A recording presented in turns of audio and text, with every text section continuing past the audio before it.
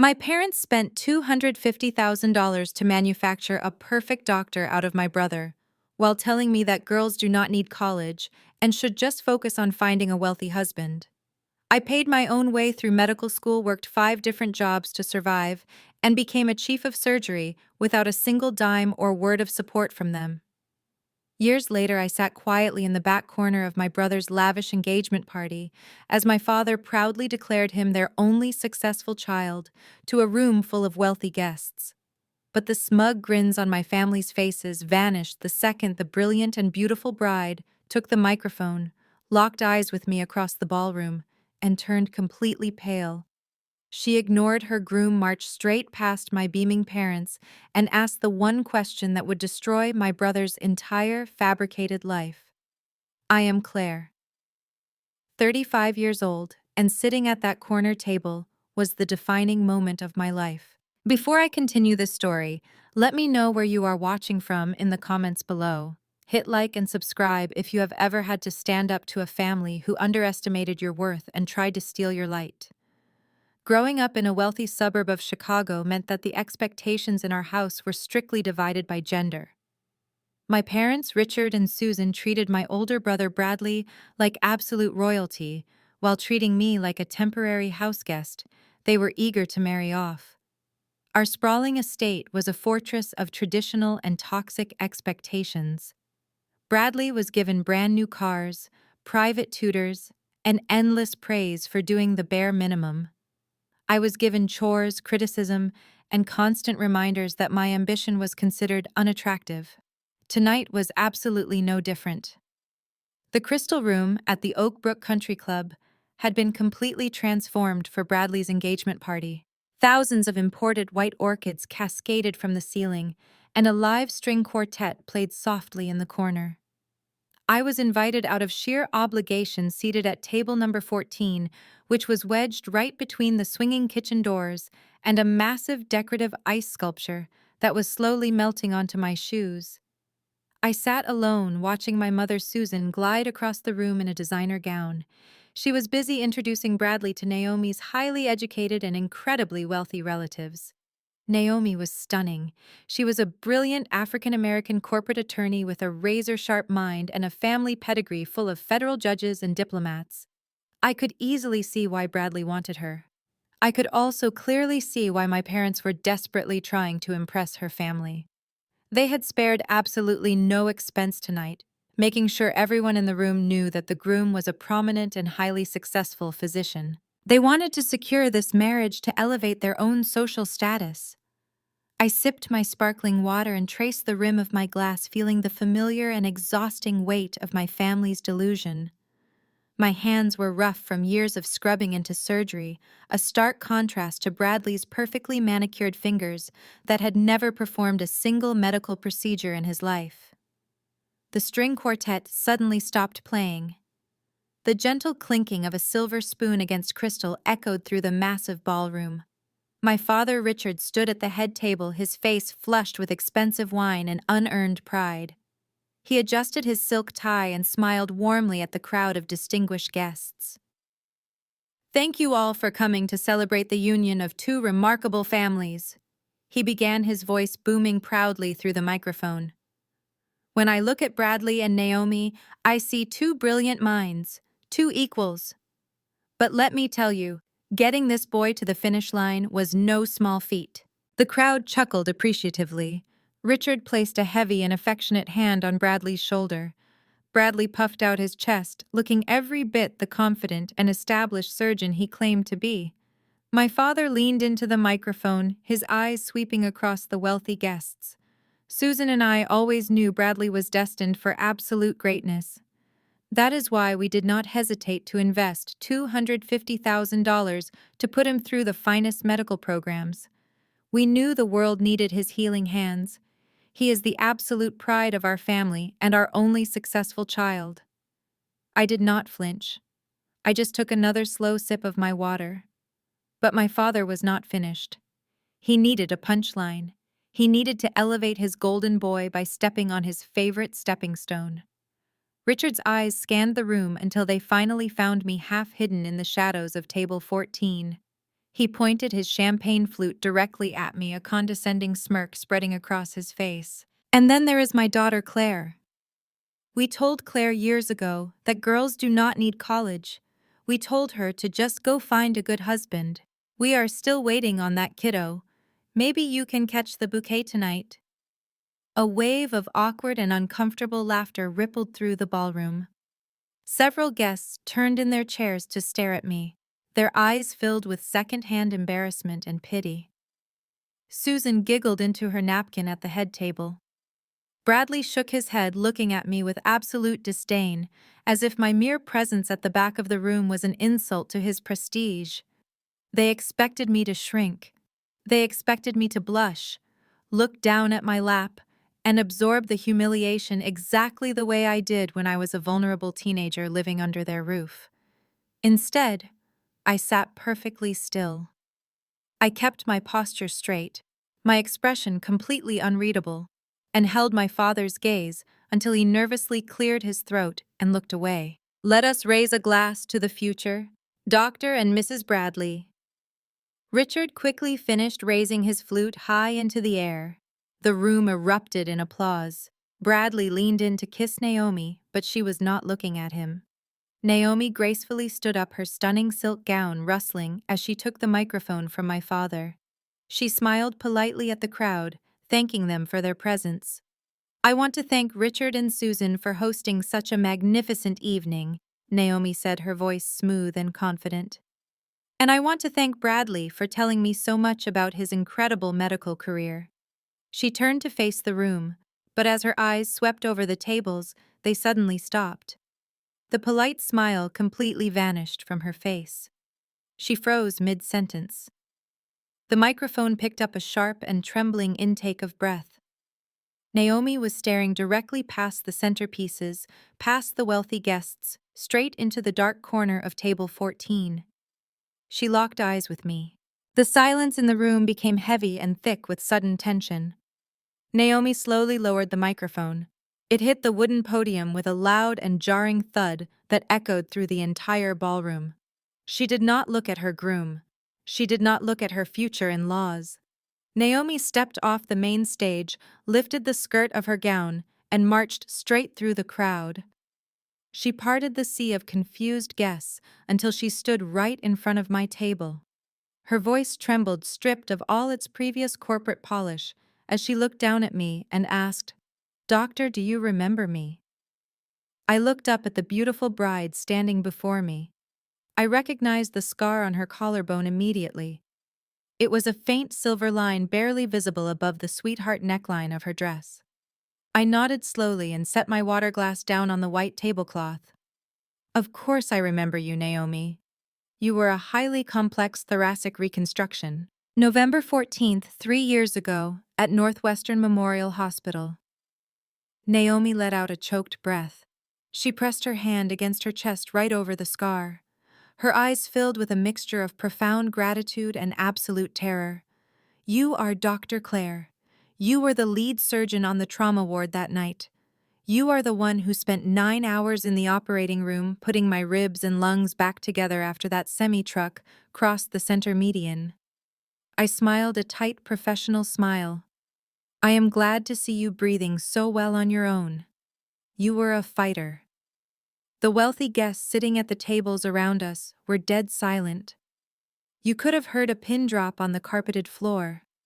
My parents had finally realized what was happening.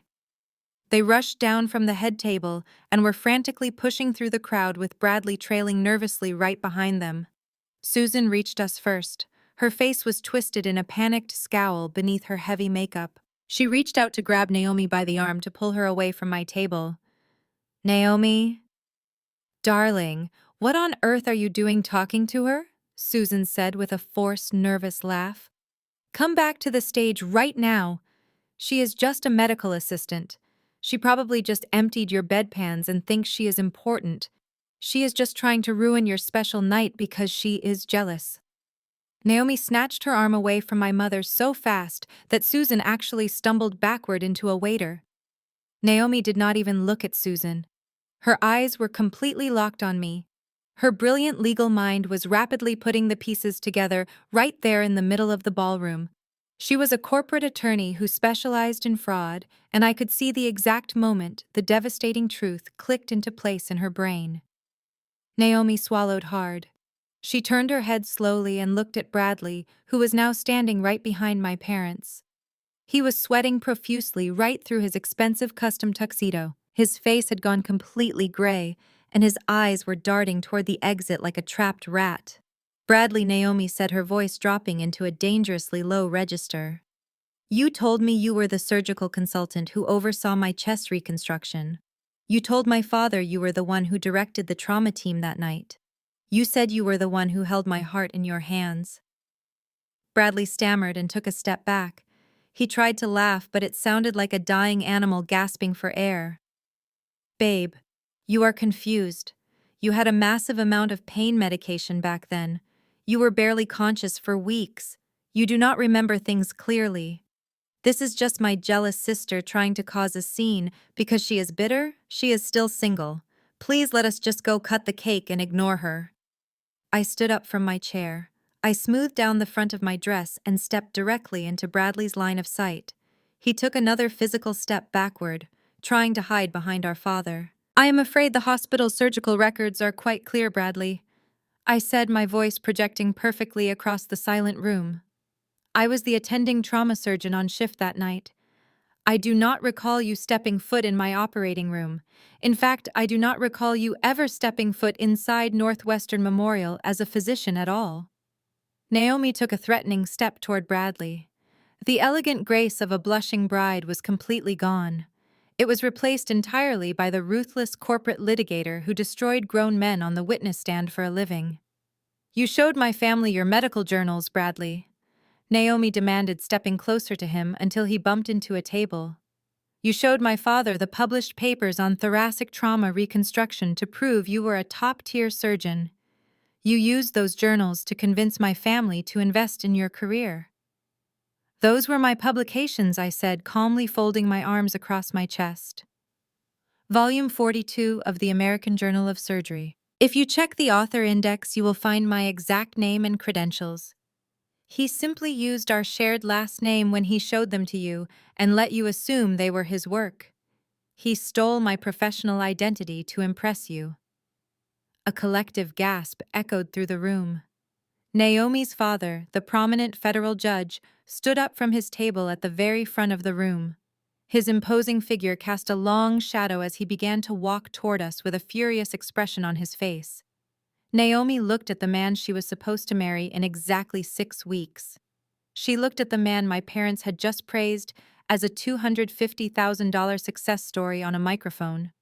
I watched my golden child brother absolutely crumble under the weight of his own lies. For 35 years, I had been told I was the lesser child. I had scrubbed hospital floors on the night shift and waitered double shifts just to pay for my undergraduate degree, while they handed him $250,000. He had spent his entire life taking what was not his. But he made a fatal mistake when he tried to take credit for the very hands that saved his future wife. My father, Richard, finally stepped forward, trying to shield Bradley from Naomi's intense, glaring eyes. Now listen here, Naomi, Richard said, using his deep, authoritative voice that he usually used to bully his employees. There is a simple misunderstanding here. Claire is clearly intoxicated and making things up to steal her brother's spotlight. Bradley is a very respected doctor. We paid for his schooling ourselves. We have the bank statements to prove we sent him to medical school. You sent him to a medical school in the Caribbean, I corrected my father without raising my voice. And he failed out in his 2nd year. He never passed his medical boards. He never completed a residency. He is not a doctor. He is a fraud who has been living off your money and lying to this poor woman. Richard turned purple with rage. He pointed a thick, trembling finger directly at my face. Shut your mouth, you ungrateful brat, Richard hissed quietly so the rest of the room would not hear. You are ruining your brother's life. I am not ruining anything, I replied softly, my eyes locked onto his. I am just providing a second opinion. Naomi ignored my father completely. She reached up and grabbed the lapels of Bradley's tuxedo jacket. Her voice echoed off the crystal chandeliers overhead, carrying a terrifying, absolute authority. "Why did you lie to me, Bradley?" she demanded, her voice cracking with fury. "Why did you tell my entire family you were a surgeon?" Bradley peeled Naomi's hands off his tuxedo jacket. The panicked sweat was now dripping down his forehead and soaking into his stiff white collar. He looked frantically around the ballroom. The whispers of 200 wealthy guests had grown into a loud and chaotic hum. People were standing up at their tables, craning their necks to see the spectacle. The string quartet had completely abandoned their instruments. The clinking of crystal and silver had stopped entirely. Bradley grabbed Naomi by the elbow and tried to physically drag her away from my table. "We are leaving." Bradley ordered, his voice shaking with a mixture of fear and fake authority. "You are having some kind of stress-induced breakdown, Naomi. I am not going to stand here and let my delusional sister infect your mind. She is a medical assistant. She cleans bedpans and stocks supply closets. She has been obsessed with my success since we were kids, and now she is making up insane lies to ruin the happiest day of my life." Naomi dug her heels into the thick carpet and violently yanked her arm out of his grasp. "Do not ever put your hands on me," she warned, her voice dropping to a terrifying whisper. "And do not ever tell me I am having a breakdown. I asked you a direct question, Bradley. Are you or are you not a board-certified surgeon?" Bradley opened his mouth, but no sound came out. He looked at our mother Susan for help. Susan was wringing her hands together, her expensive diamond rings flashing under the chandelier lights. She stepped forward, trying to block Naomi's view of me. She pasted on a frantic artificial smile that did not reach her panicked eyes. "Naomi, sweetie, please," Susan pleaded, her voice dripping with artificial sweetness. "Claire has always been deeply troubled. She has these delusions of grandeur. She applied to medical school years ago and got rejected, and she never recovered from the jealousy. Bradley is trying to protect her privacy, but she is deeply unwell. We just need to get you two out of here so she can calm down and we can continue this beautiful evening." I did not raise my voice. I did not need to. When you spend 12 hours a day commanding an operating room full of people holding scalpels and clamps, you learn exactly how to throw your voice so that every single person in the room hears you clearly. I stepped around my mother, completely ignoring her desperate attempt to paint me as insane. "My name is Dr. Claire," I stated with icy precision, cutting right through my mother's frantic lies. "I am the chief of general surgery at Northwestern Memorial Hospital. I completed my undergraduate degree at Johns Hopkins University, graduating summa cum laude while working 3 jobs to pay my own tuition. I completed my medical degree at the University of Chicago, followed by a 5-year surgical residency and a 2-year trauma fellowship. My state medical license number is registered and active, and my national provider identifier is completely public record. Anyone in this room with a smartphone can verify my credentials in exactly 30 seconds. I took a step closer to Bradley, who was now backing up until he hit the edge of the table. The ice sculpture next to us was dripping a steady stream of water onto the floor, matching the cold sweat pouring down his face. His expensive tailored tuxedo suddenly looked like a costume he had stolen from a theater department. And as for those medical journals, I continued, my voice steady and relentless. "You brought volume 42 of the American Journal of Surgery to Naomi's father to prove your expertise. You showed him the peer-reviewed article on complex thoracic wall reconstruction. You pointed to the author listed simply as Dr. C last name, and you let him assume the C stood for your middle name, Charles. You did not just lie about your job, Bradley. You took physical copies of my life's work. You took the research and the late nights I spent bleeding over case studies while you were busy failing out of a Caribbean medical school, and you passed them off as your own to buy your way into a family that is vastly out of your league." The ballroom was so quiet you could hear the air conditioning humming through the ceiling vents. Naomi let out a breath that sounded like a dry sob. She looked at Bradley with a mixture of absolute disgust and profound betrayal. You told my father you were publishing a second paper next month, she said, her voice shaking with rage. You asked him to introduce you to the board of directors at his private equity firm so you could secure funding for a new surgical center. You were going to take their money. Bradley's face went from pale gray to a mottled, angry red. The charming, successful doctor facade completely evaporated, leaving behind the spoiled, vicious little boy I had known my entire life. He lunged forward, closing the distance between us in a split second. He backed me right up against the heavy wooden table, trapping me between his broad shoulders and the melting ice sculpture. He used his physical size to try and intimidate me, the same way he used to when we were teenagers. You think you are so smart? He hissed, his face inches from mine. His breath smelled heavily of expensive bourbon and sheer panic. You think you can just waltz in here and destroy everything I have built? You are nothing, Claire. You are a miserable, lonely spinster, and nobody in this family even wanted you here. I am going to ruin you for this. I did not flinch. I did not back away. I looked directly into his bloodshot eyes and smiled a cold, hollow smile. You cannot destroy something that was completely, entirely fake to begin with, Bradley, I whispered back.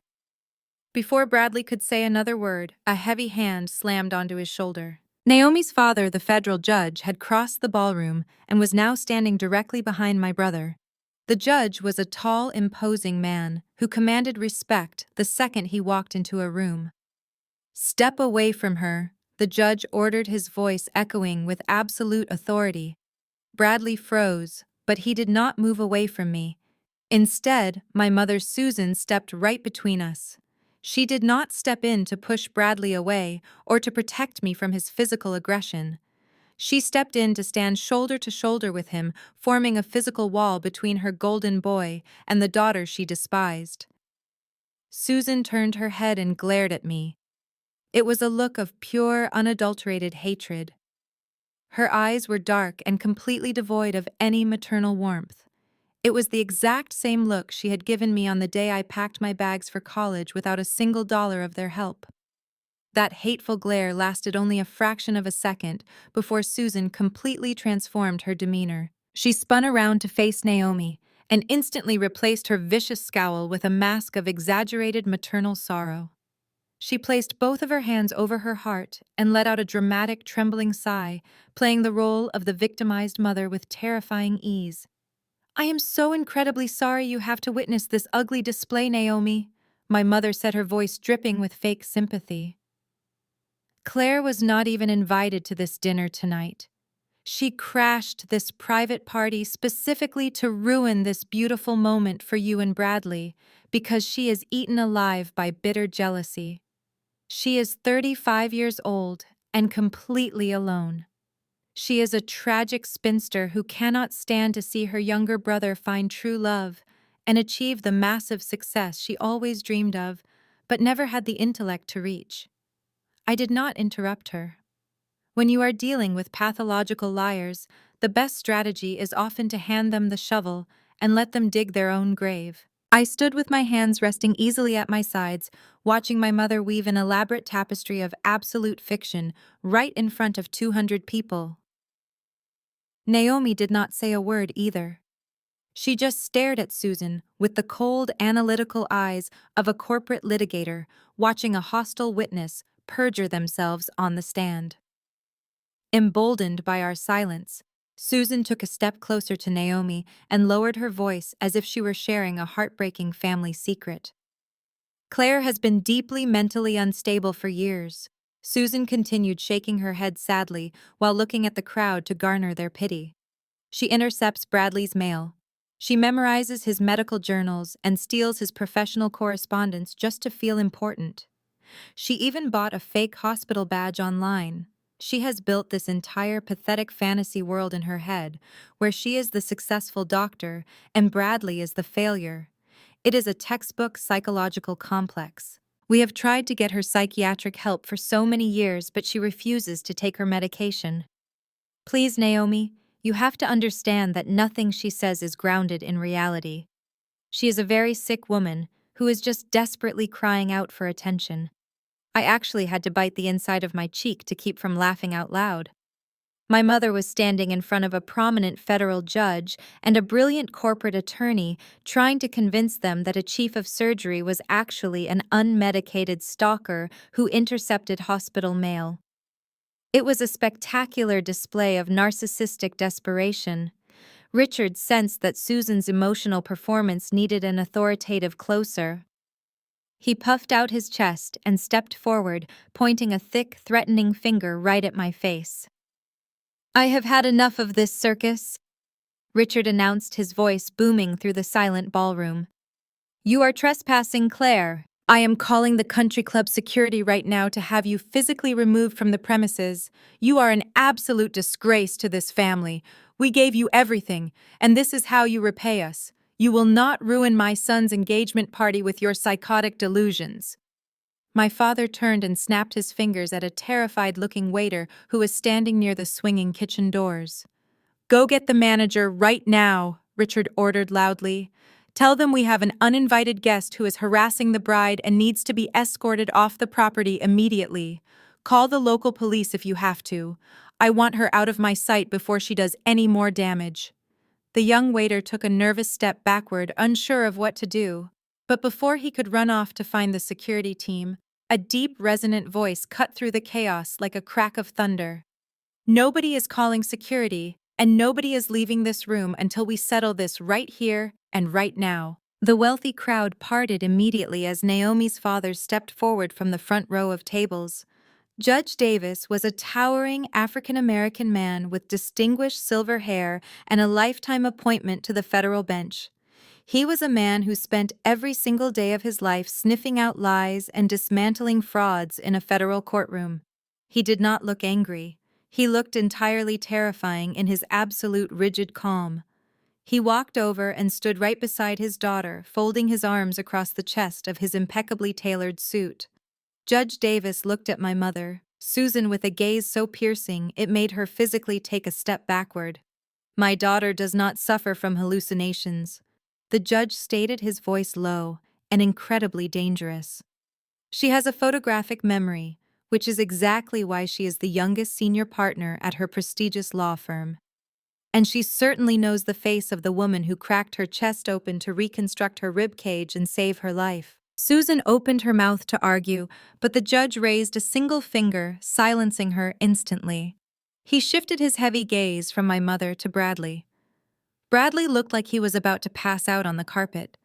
He was swaying slightly on his feet, his mouth opening and closing like a fish suffocating on dry land.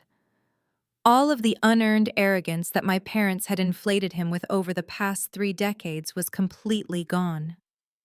The judge uncrossed his arms and pointed directly at my brother's chest. "I do not care about your ridiculous family drama, and I certainly do not care about your pathetic attempts to diagnose your sister with a psychological condition just to save face," Judge Davis said, his tone echoing with absolute authority. "I only care about the law and the facts. If you are the esteemed surgeon you claim to be, Bradley, then this should be a very simple misunderstanding to resolve." The judge took one final intimidating step toward my brother, closing the distance between them. "I do not want to hear another word from your parents making excuses for you," the judge demanded. "I want you to look me in the eye right now and tell me exactly whose name is on that state medical license." Bradley stared at the towering federal judge with absolute terror in his eyes. He opened his mouth to answer, but his throat seized up entirely. He looked like a cornered animal desperately searching for an escape route that did not exist. Instead of answering the judge, my brother looked at our mother. It was a pathetic, unspoken plea for her to clean up his massive, catastrophic mess, just like she had done his entire life. Susan tried to step forward again, putting on a shaky, aristocratic smile. "Your Honor, please." Susan began, her voice trembling as she realized the gravity of the situation. "This is a private family matter. We are simply trying to handle a sensitive medical issue with my daughter behind closed doors. You must understand that we cannot take anything she says as the truth." I did not let her finish that sentence. I stepped right past my mother and stood directly in front of Judge Davis and Naomi. "Let me help him out since my brother seems to have lost his voice," I said, clearly my words ringing out through the dead silent ballroom. The name printed on that state medical license is mine, and my mother is absolutely right about one thing. We should talk about the truth right here in front of everyone. Susan turned sharply toward me, her eyes wide with panic. Claire, shut your mouth right now, she hissed under her breath. No, I do not think I will, I replied, turning to face my parents fully. You want to stand here in front of 200 people and diagnose me with a psychological condition to protect his fragile ego. You want to talk about reality, Mother. Let us talk about reality. Let us talk about the $250,000 you and Dad wired to a for-profit island medical school in the Caribbean because your precious golden boy could not pass a basic biology entrance exam in the United States. The wealthy guests in the room gasped collectively. The polished, sophisticated image my parents had spent the entire evening curating began to shatter into a million pieces. Richard lunged forward to stop me, but Judge Davis held up a massive hand, physically blocking my father from getting any closer. Let her speak, the judge commanded, his voice echoing like thunder. I looked right at Bradley, who was now staring at his shoes, completely humiliated.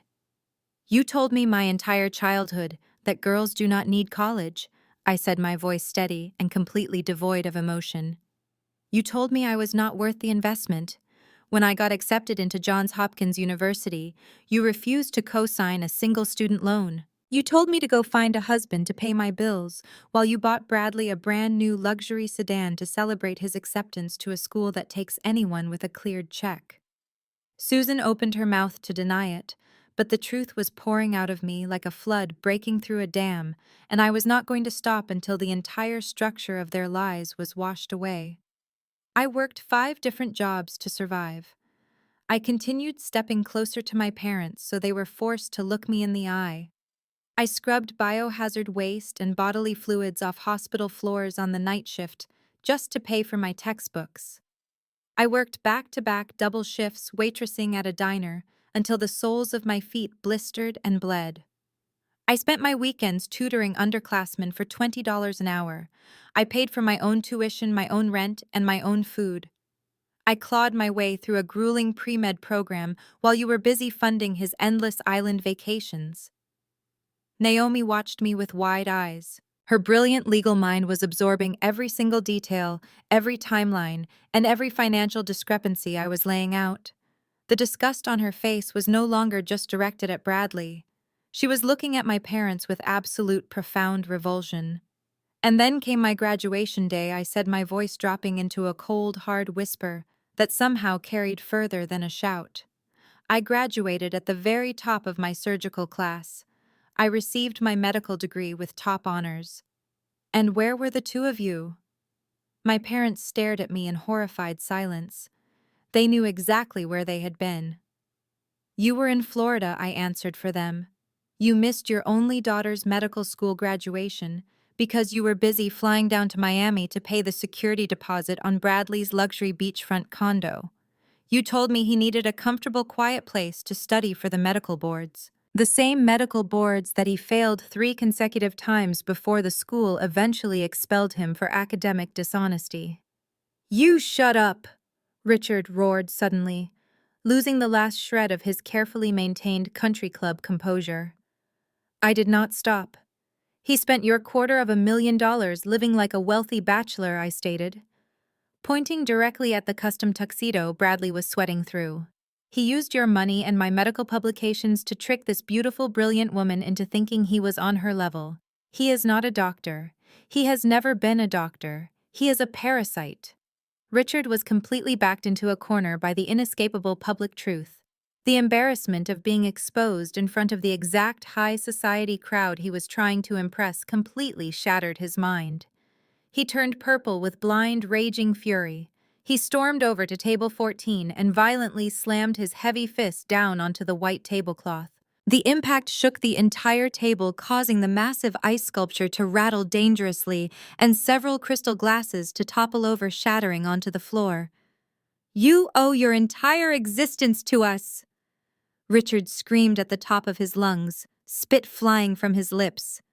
We put a roof over your head. We fed you. We raised you.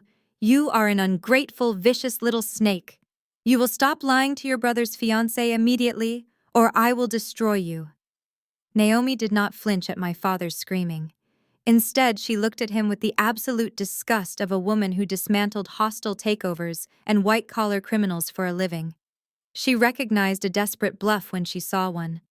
She turned her back on my father, completely dismissing his tantrum, and focused entirely on the man she had almost married, Bradley.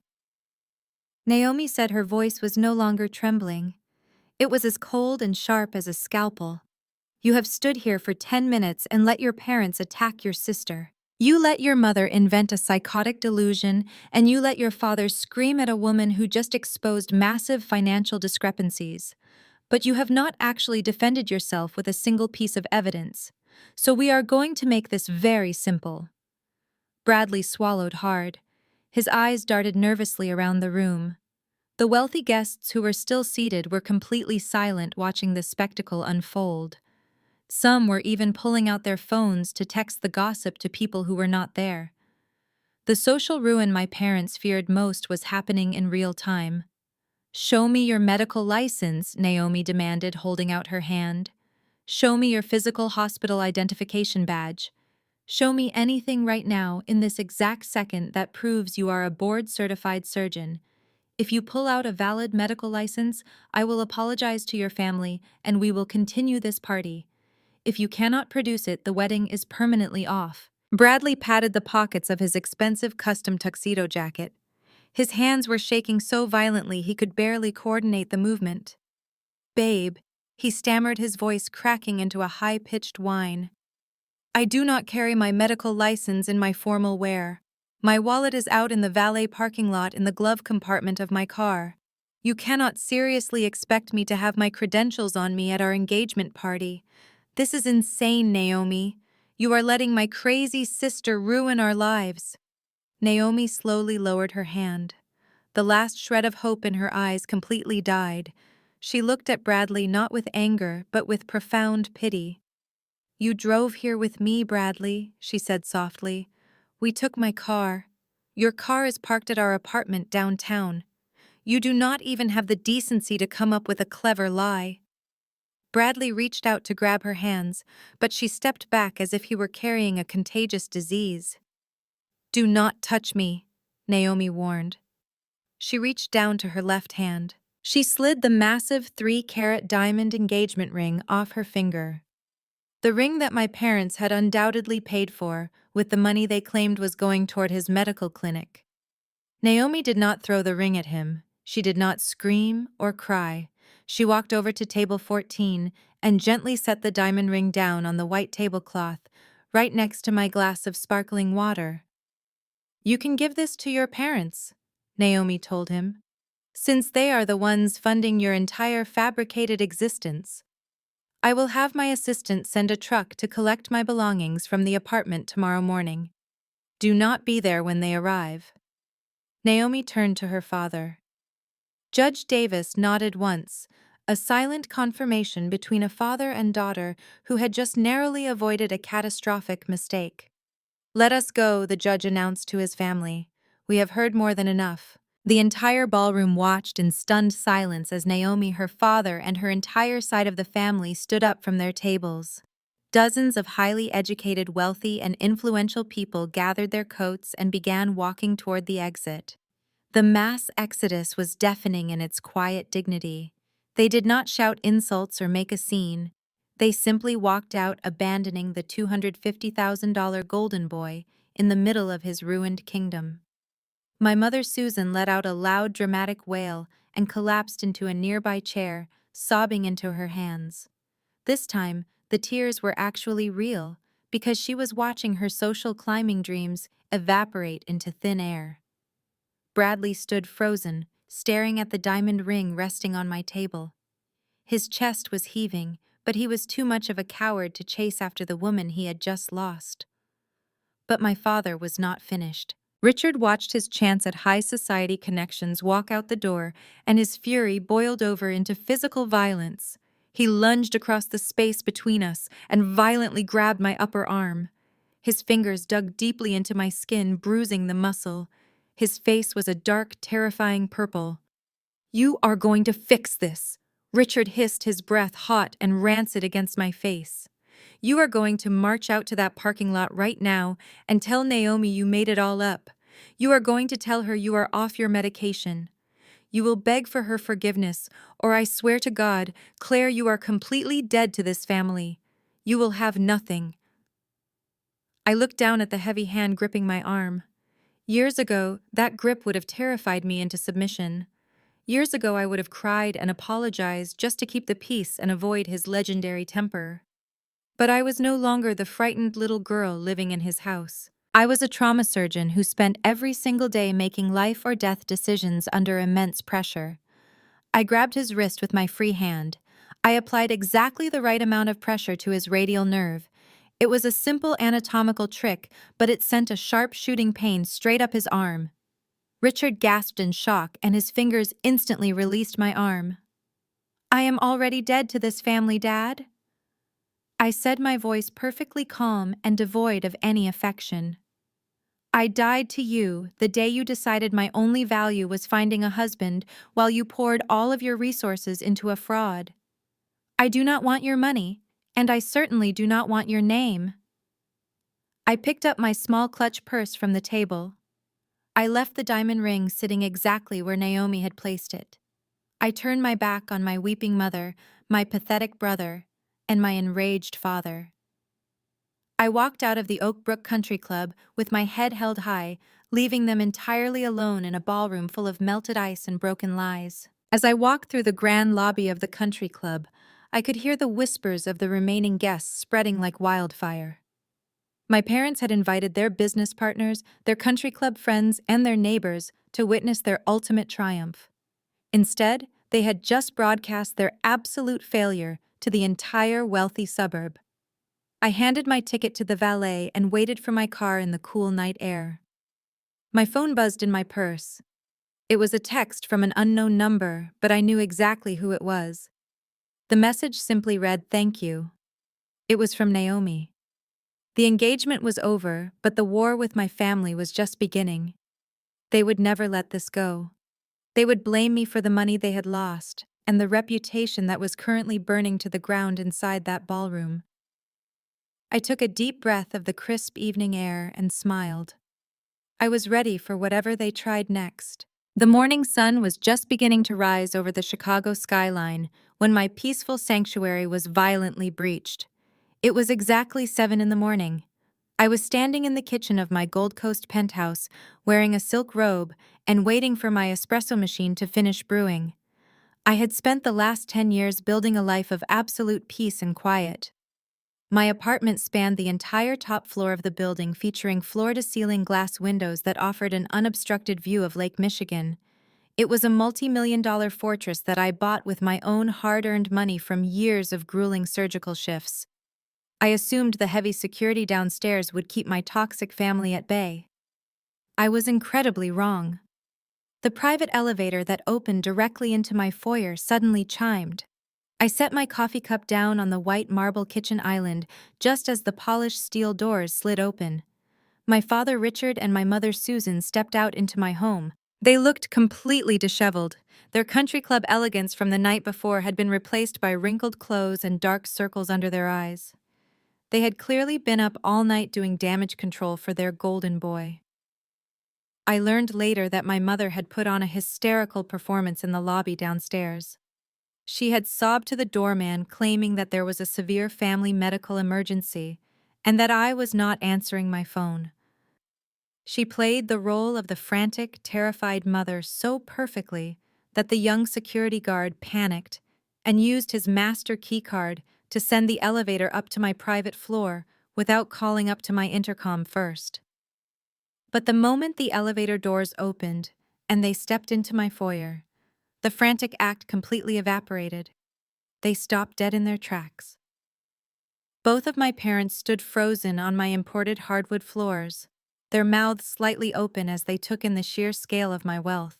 They had spent the last decade assuming I was struggling to pay rent in some cramped studio apartment.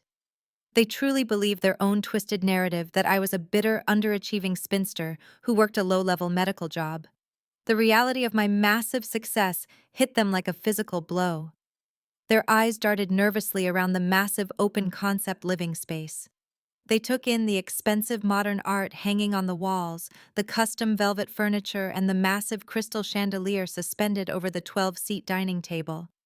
My father swallowed hard, his face flushing an angry red as he realized my kitchen alone was worth more than his entire retirement portfolio. The cognitive dissonance was physically breaking their minds.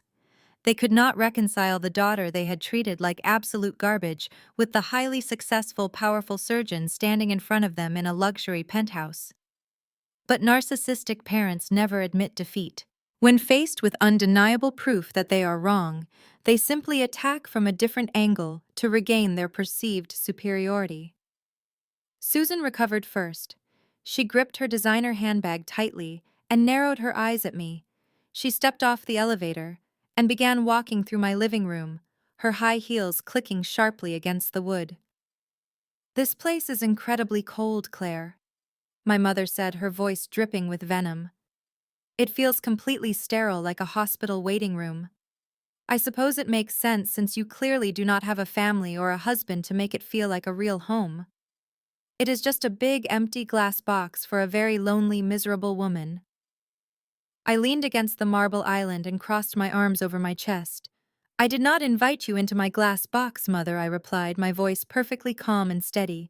"You are trespassing in my home at 7 in the morning. You bypassed my building security by lying to a young man doing his job. You have exactly 2 minutes to say whatever it is you came here to say before I call the concierge and have you both escorted out into the street by the police."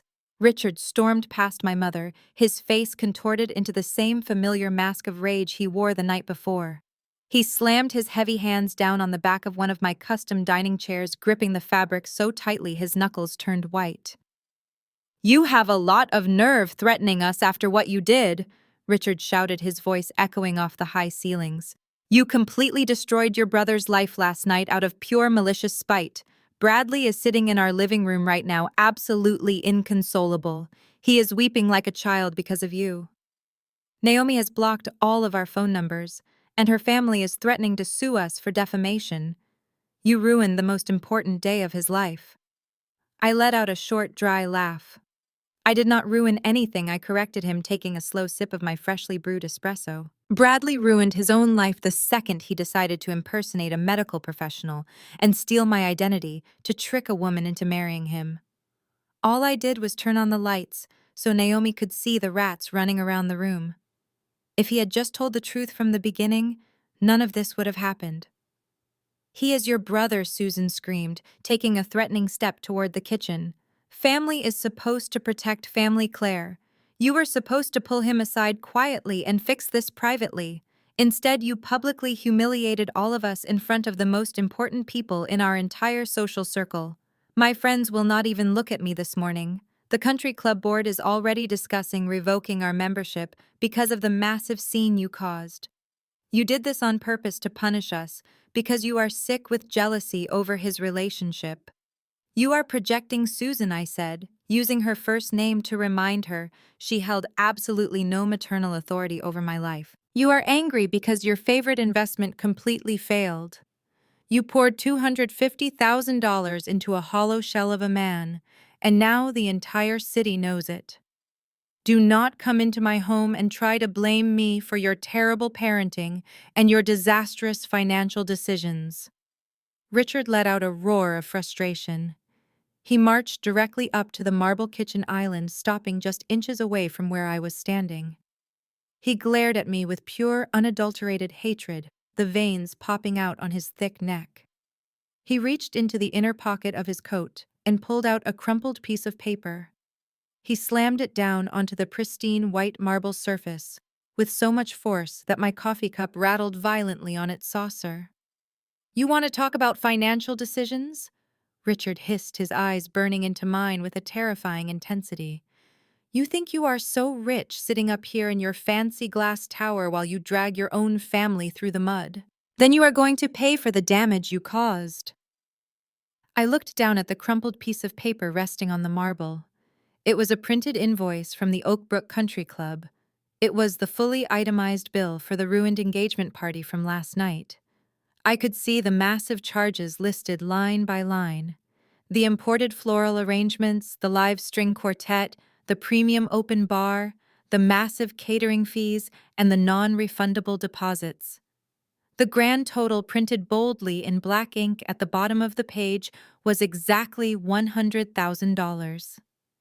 I stared down at the crumpled invoice resting on the pristine marble surface.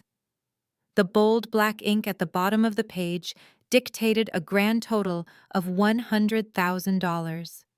It was an astronomical amount of money to spend on a single evening of champagne and string quartets. But my father did not look embarrassed by his financial recklessness. He looked incredibly entitled. "You are going to pay every single cent of this bill," Richard demanded, crossing his thick arms over his chest. "You caused that massive scene last night. You are the reason Naomi and her wealthy family walked out before the cake was even cut. You clearly make doctor money now anyway, since you are living in this ridiculous glass tower.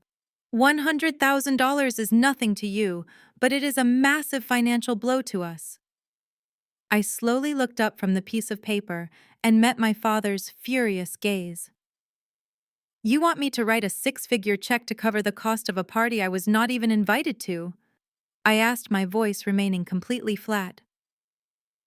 "A party that was entirely dedicated to celebrating a man who has been actively impersonating me. You owe your brother this much after what you did to him, my mother," Susan interrupted, stepping forward to stand next to my father. "But the money is not the only reason we are here this morning, Claire. Paying for the ruined party is just the absolute bare minimum of what you are going to do to fix this disaster." I raised an eyebrow, taking another sip of my espresso. "Please, Susan," I said, leaning back against the counter. "Tell me exactly what else you expect me to do to fix a disaster that you and your son created." Susan let out a heavy, dramatic sigh, as if she were dealing with a stubborn toddler. "Naomi has officially suspended the engagement," my mother explained, her voice tight with anxiety. "Her father, Judge Davis, is demanding to see proof of Bradley's employment and financial standing by the end of the week. He said that if we do not provide legitimate documentation showing that Bradley is a highly respected professional, the judge is going to force Naomi to cancel the wedding permanently. We cannot let that happen, Claire. Do you have any idea how important these people are? A marriage into that family would elevate our social standing permanently." "I am failing to see how my brother's pathological lies and your desperate social climbing are my responsibility," I replied. Susan took another step forward, her expensive perfume filling the space between us. "You owe him," she insisted, her voice rising in pitch. "You owe him for humiliating him in front of his peers. You owe this family for the roof we put over your head for 18 years. Naomi is a brilliant attorney, and her father is a federal judge. They are not going to just take your word for it after last night. They are going to dig. They are going to demand official employment records and financial statements. We cannot give them those because Bradley has not held a real job in 4 years. It is your responsibility to fix this because you are the chief of surgery at Northwestern Memorial Hospital." Susan snapped, her patience completely evaporating. "You have the power to hire people. So you are going to hire your brother. You are going to give him a high-paying administrative director position at your hospital starting immediately." The sheer audacity of her demand hung in the quiet air of my kitchen. I actually had to set my coffee cup down because I was genuinely stunned by the absolute delusion of what she was asking. "Let me make sure I am understanding you correctly," I said, carefully enunciating every single word.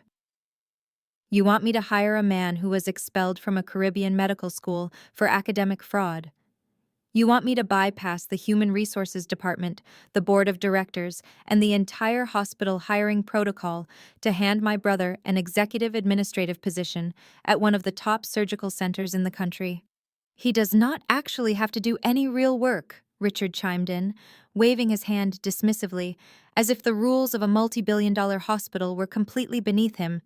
"Just give him a fancy title. Director of Hospital Operations or Vice President of Surgical Administration. Give him a large corner office with a nice view and print him an official hospital identification badge. Put him on the payroll with a respectable six-figure salary so it shows up on his tax returns. We can even funnel the money back to you if you are going to be stingy about it, Richard added, crossing his arms defensively. The point is not the money, the point is the paper trail. Naomi needs to see a legitimate pay stub from a major medical institution. She needs to walk into your hospital and see Bradley's name printed on a frosted glass door. You have the authority to make that happen with a single phone call to your administration team. My parents were standing in my home casually demanding that I commit corporate fraud.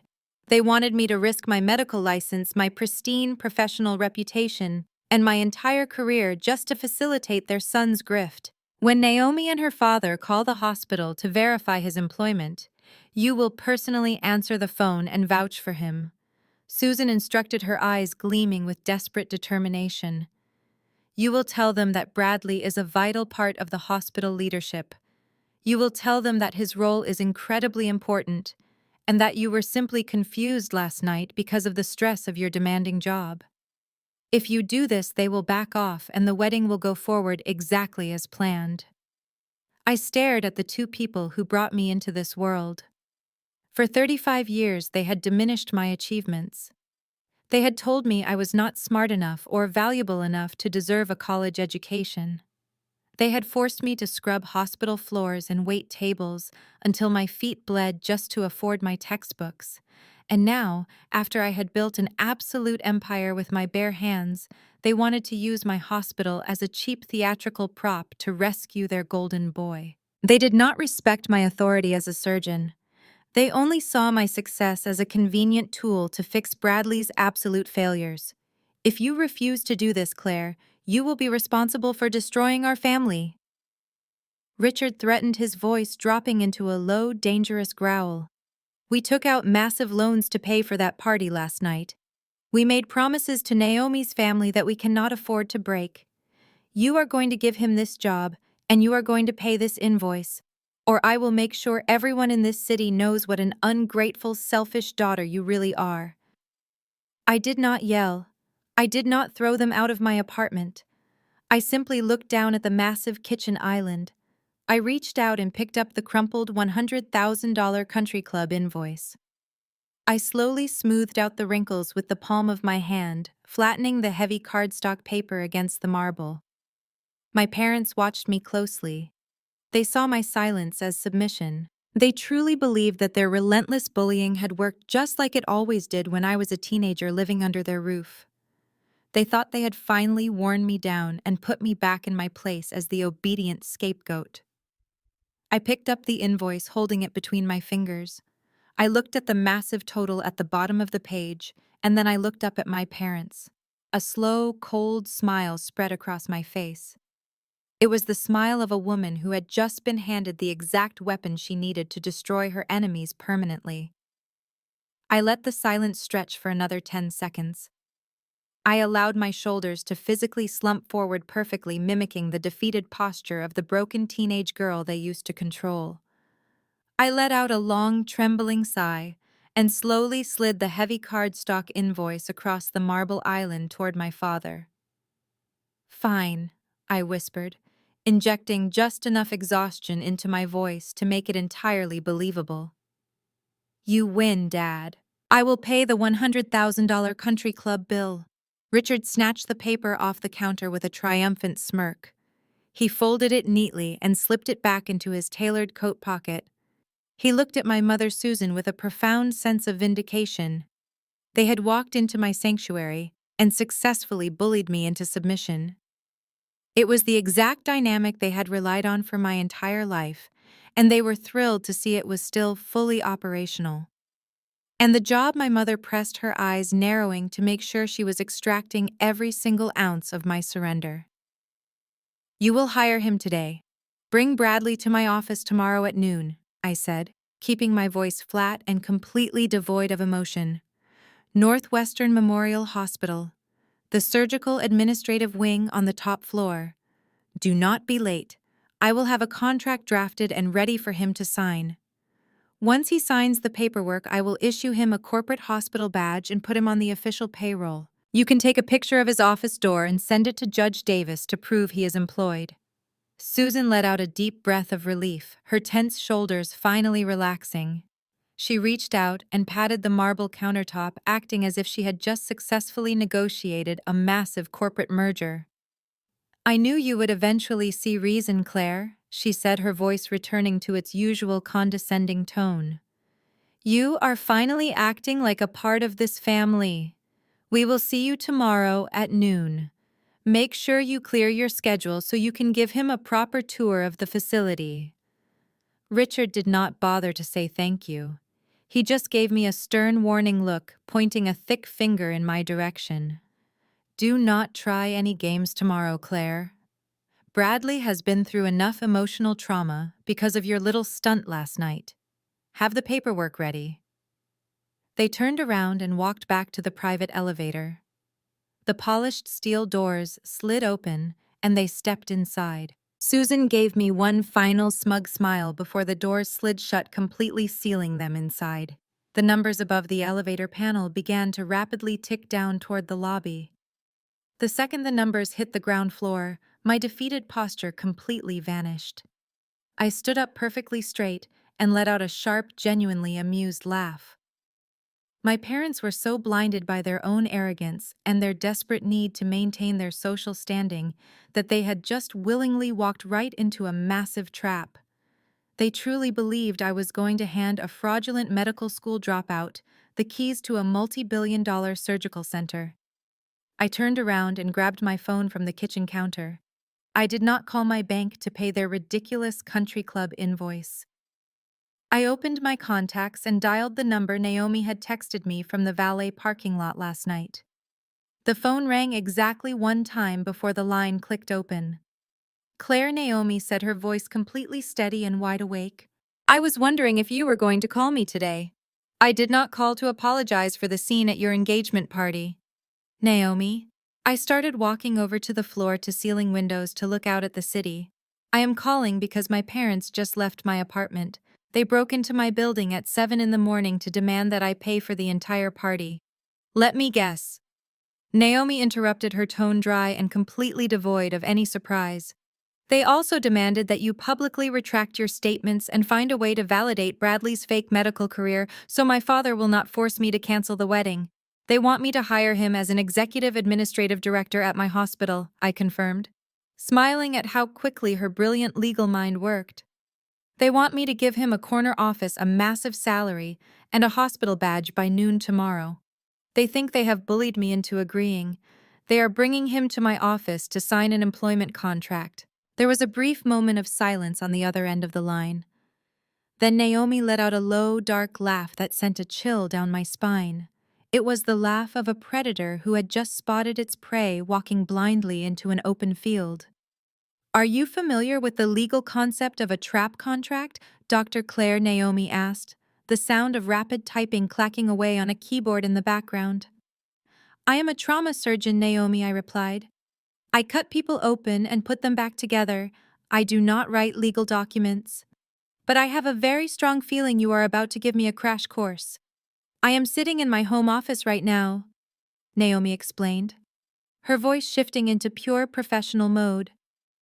I have not slept since we left the country club last night. The man I was supposed to marry in 6 weeks turned out to be a complete phantom. He does not exist.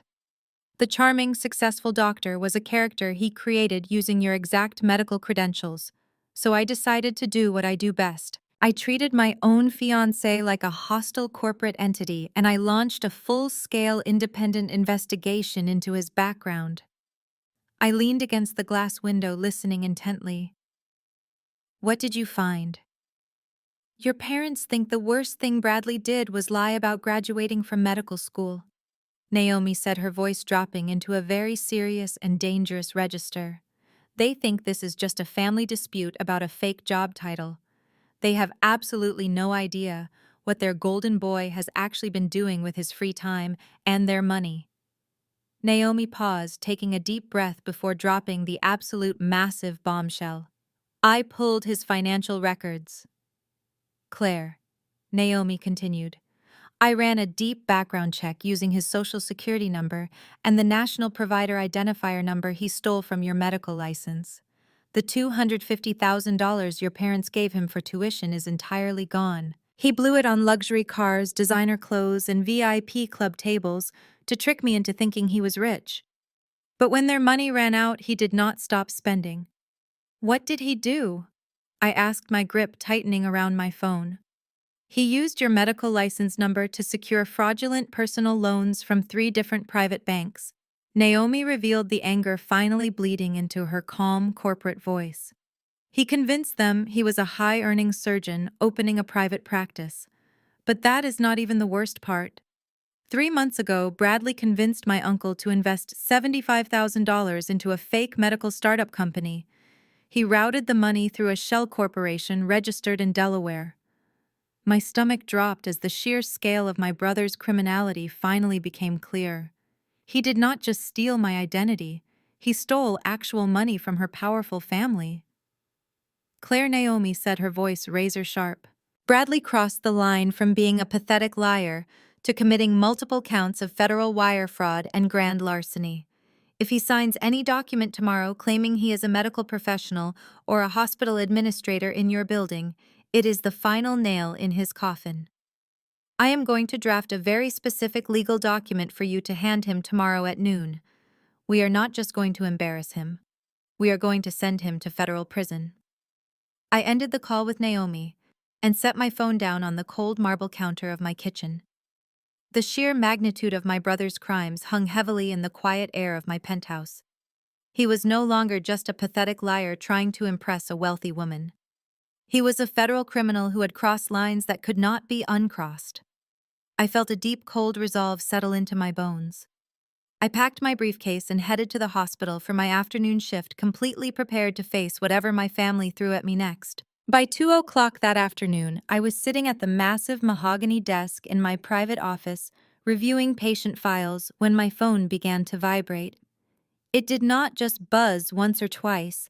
It lit up continuously, sliding across the polished wood of my desk like a switchboard experiencing a massive system failure. My mother, Susan, had clearly spent her morning making phone calls and spinning her elaborate web of lies to our extended family. She had officially activated her flying monkeys. I watched 5 missed calls from my Aunt Brenda pile up on my screen in rapid succession. Brenda was my mother's older sister and the loudest, most vicious gossip in our entire family tree. She was the kind of woman who weaponized family loyalty to control everyone around her. I tapped the screen to listen to the first voicemail. Brenda's voice blasted through the speaker of my phone, dripping with absolute venom and righteous indignation. "Claire, I just got off the phone with your mother, and I am absolutely disgusted with you," Brenda shouted into the receiver. "She is weeping inconsolably in her kitchen right now. How dare you subject your own parents to that kind of emotional elder abuse? They gave up everything to raise you, and this is how you repay them. You march into that engagement party uninvited and start screaming like a lunatic. You are 35 years old and acting like a jealous toddler. You need to call your mother and beg for her forgiveness right this second." The first voicemail ended with a sharp click, but the next one immediately began playing. Brenda had not finished her tirade. "You have always been completely unlovable, Claire." Brenda continued, her voice growing even louder and more grating. "That is exactly why you are sitting all alone in that apartment while Bradley is out building a beautiful, successful life. You cannot stand the fact that he found a brilliant woman like Naomi, so you had to invent these psychotic lies to destroy his happiness. You are a bitter, miserable spinster. Do not even think about showing up to Thanksgiving dinner this year. You are dead to this family until you fix what you broke." I deleted the voicemails and opened my social media applications. The coordinated smear campaign was already in full swing. My cousins, who had not spoken to me in over 5 years, were suddenly posting vague, passive-aggressive text graphics on their pages. They were acting as the loyal soldiers in my mother's army of misinformation.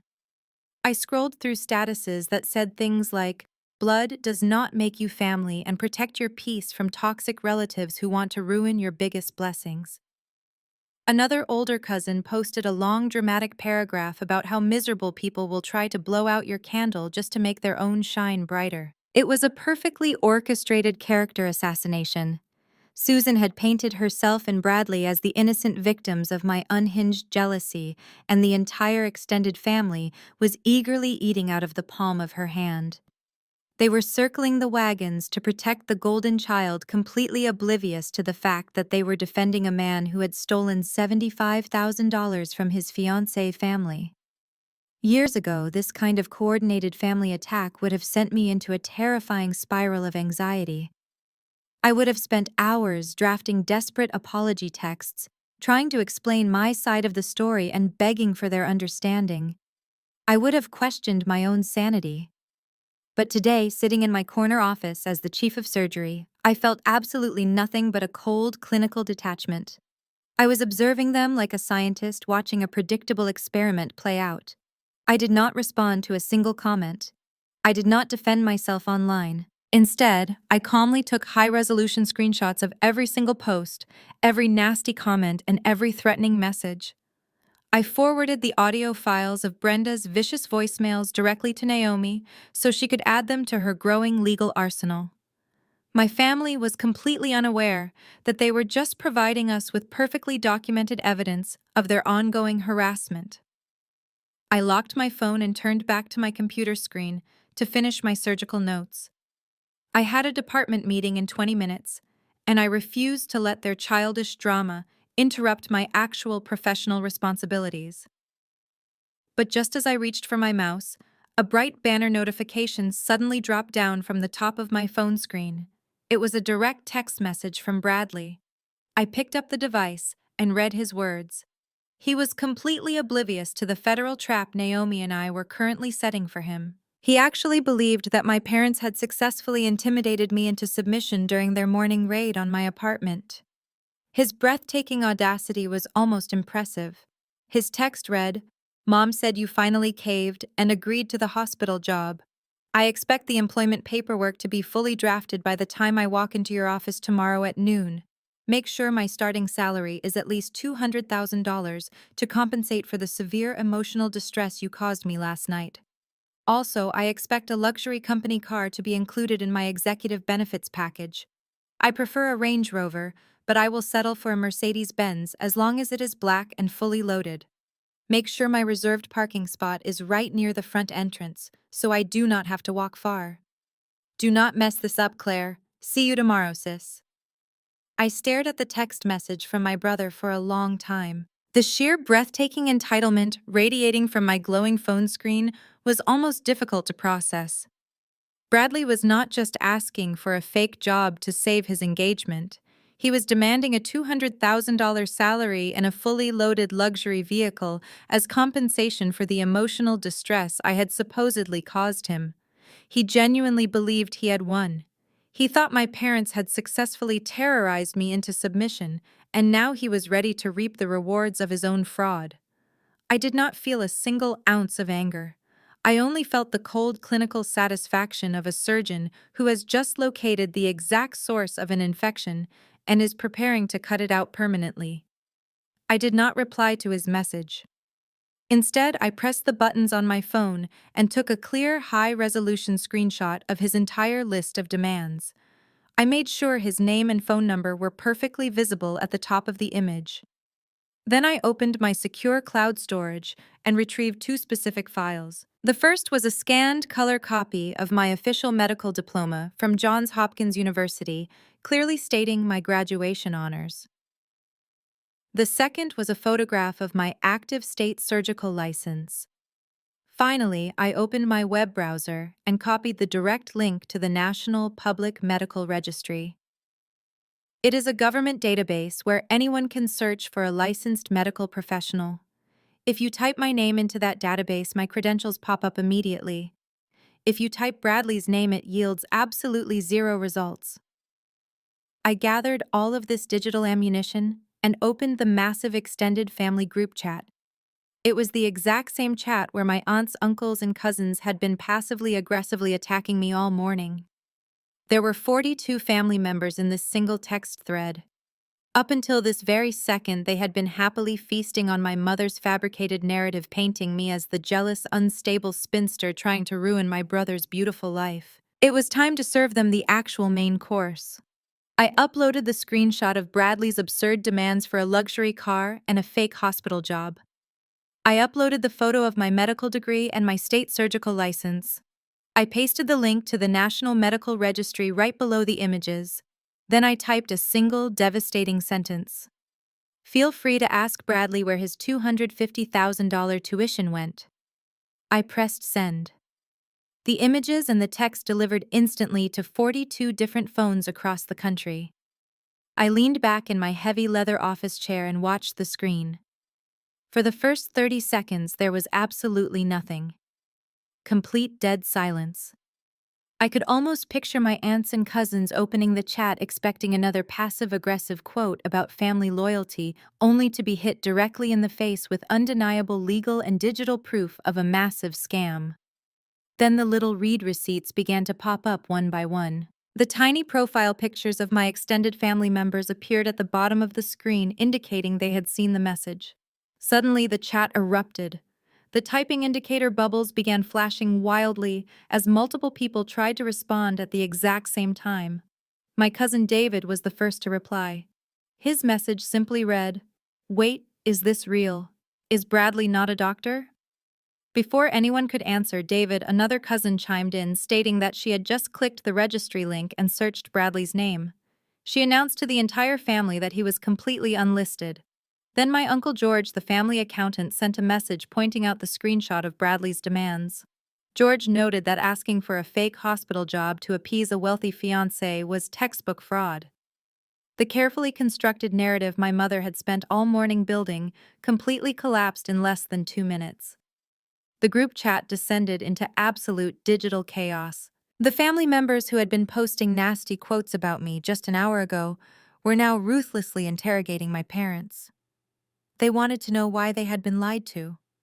They wanted to know why Susan had spent the entire morning crying on the phone about my supposed mental breakdown, when the truth was that her golden boy was a con artist.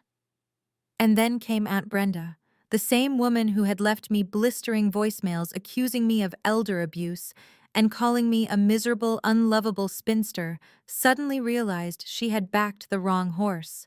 Brenda was a vicious gossip, but she hated looking foolish more than anything else in the world. Brenda sent a direct text message to my personal number, completely bypassing the group chat. "Claire, honey," her message read, "I had absolutely no idea. Your mother told me you were off your medication and hallucinating. You know how dramatic Susan can be.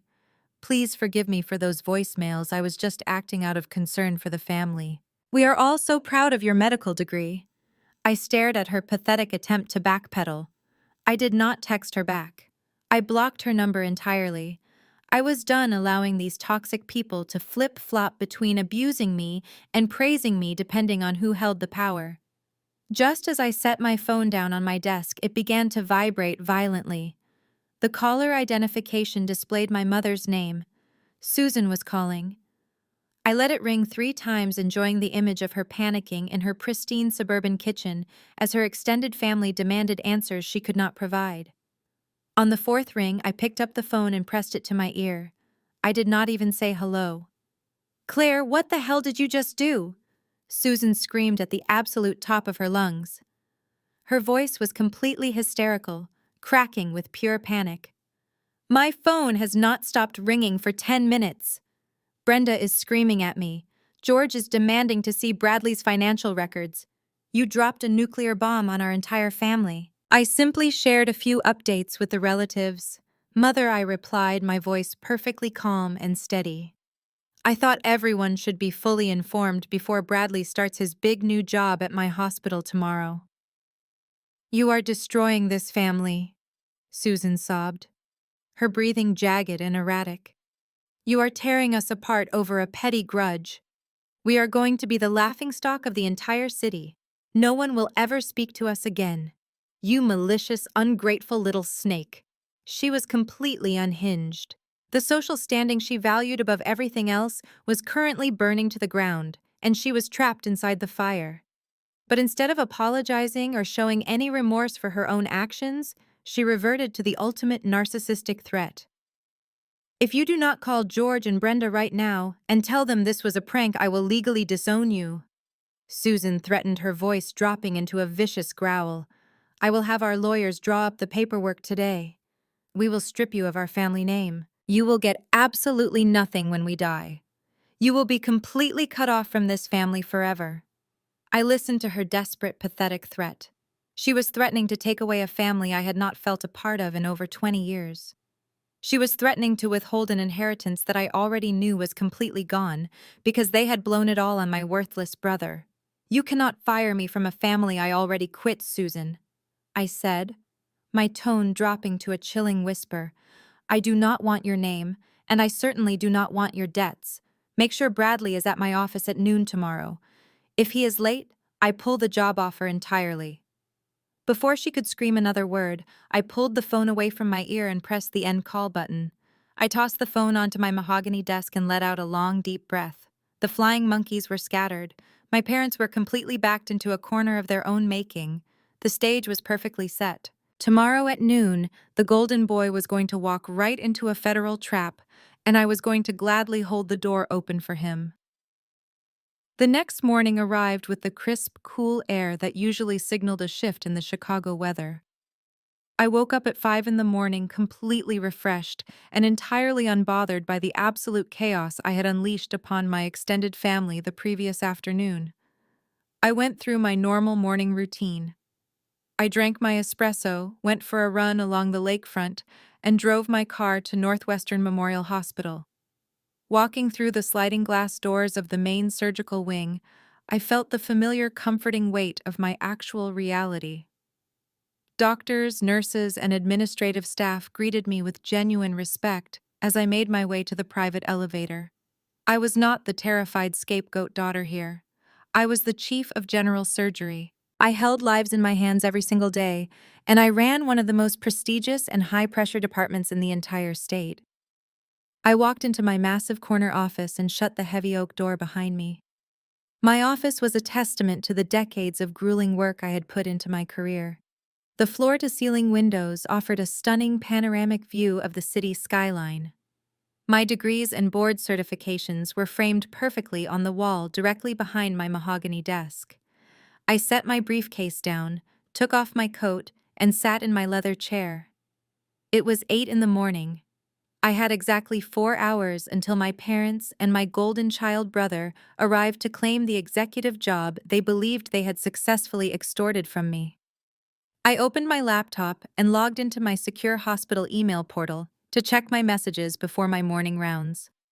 Right at the top of my inbox was an email from an external address. The sender name was simply Dr. Bradley. He was still using the fake title even in his private email accounts. The subject line read, Executive Employment Requirements and Signing Bonus. I leaned back in my chair and clicked on the email. I expected Bradley to be arrogant, but the sheer breathtaking magnitude of his delusion actually made me laugh out loud in the quiet of my office. He had not just sent a brief message confirming our noon appointment. He had spent his evening drafting a highly detailed itemized list of his mandatory requirements for accepting the administrative position at my hospital.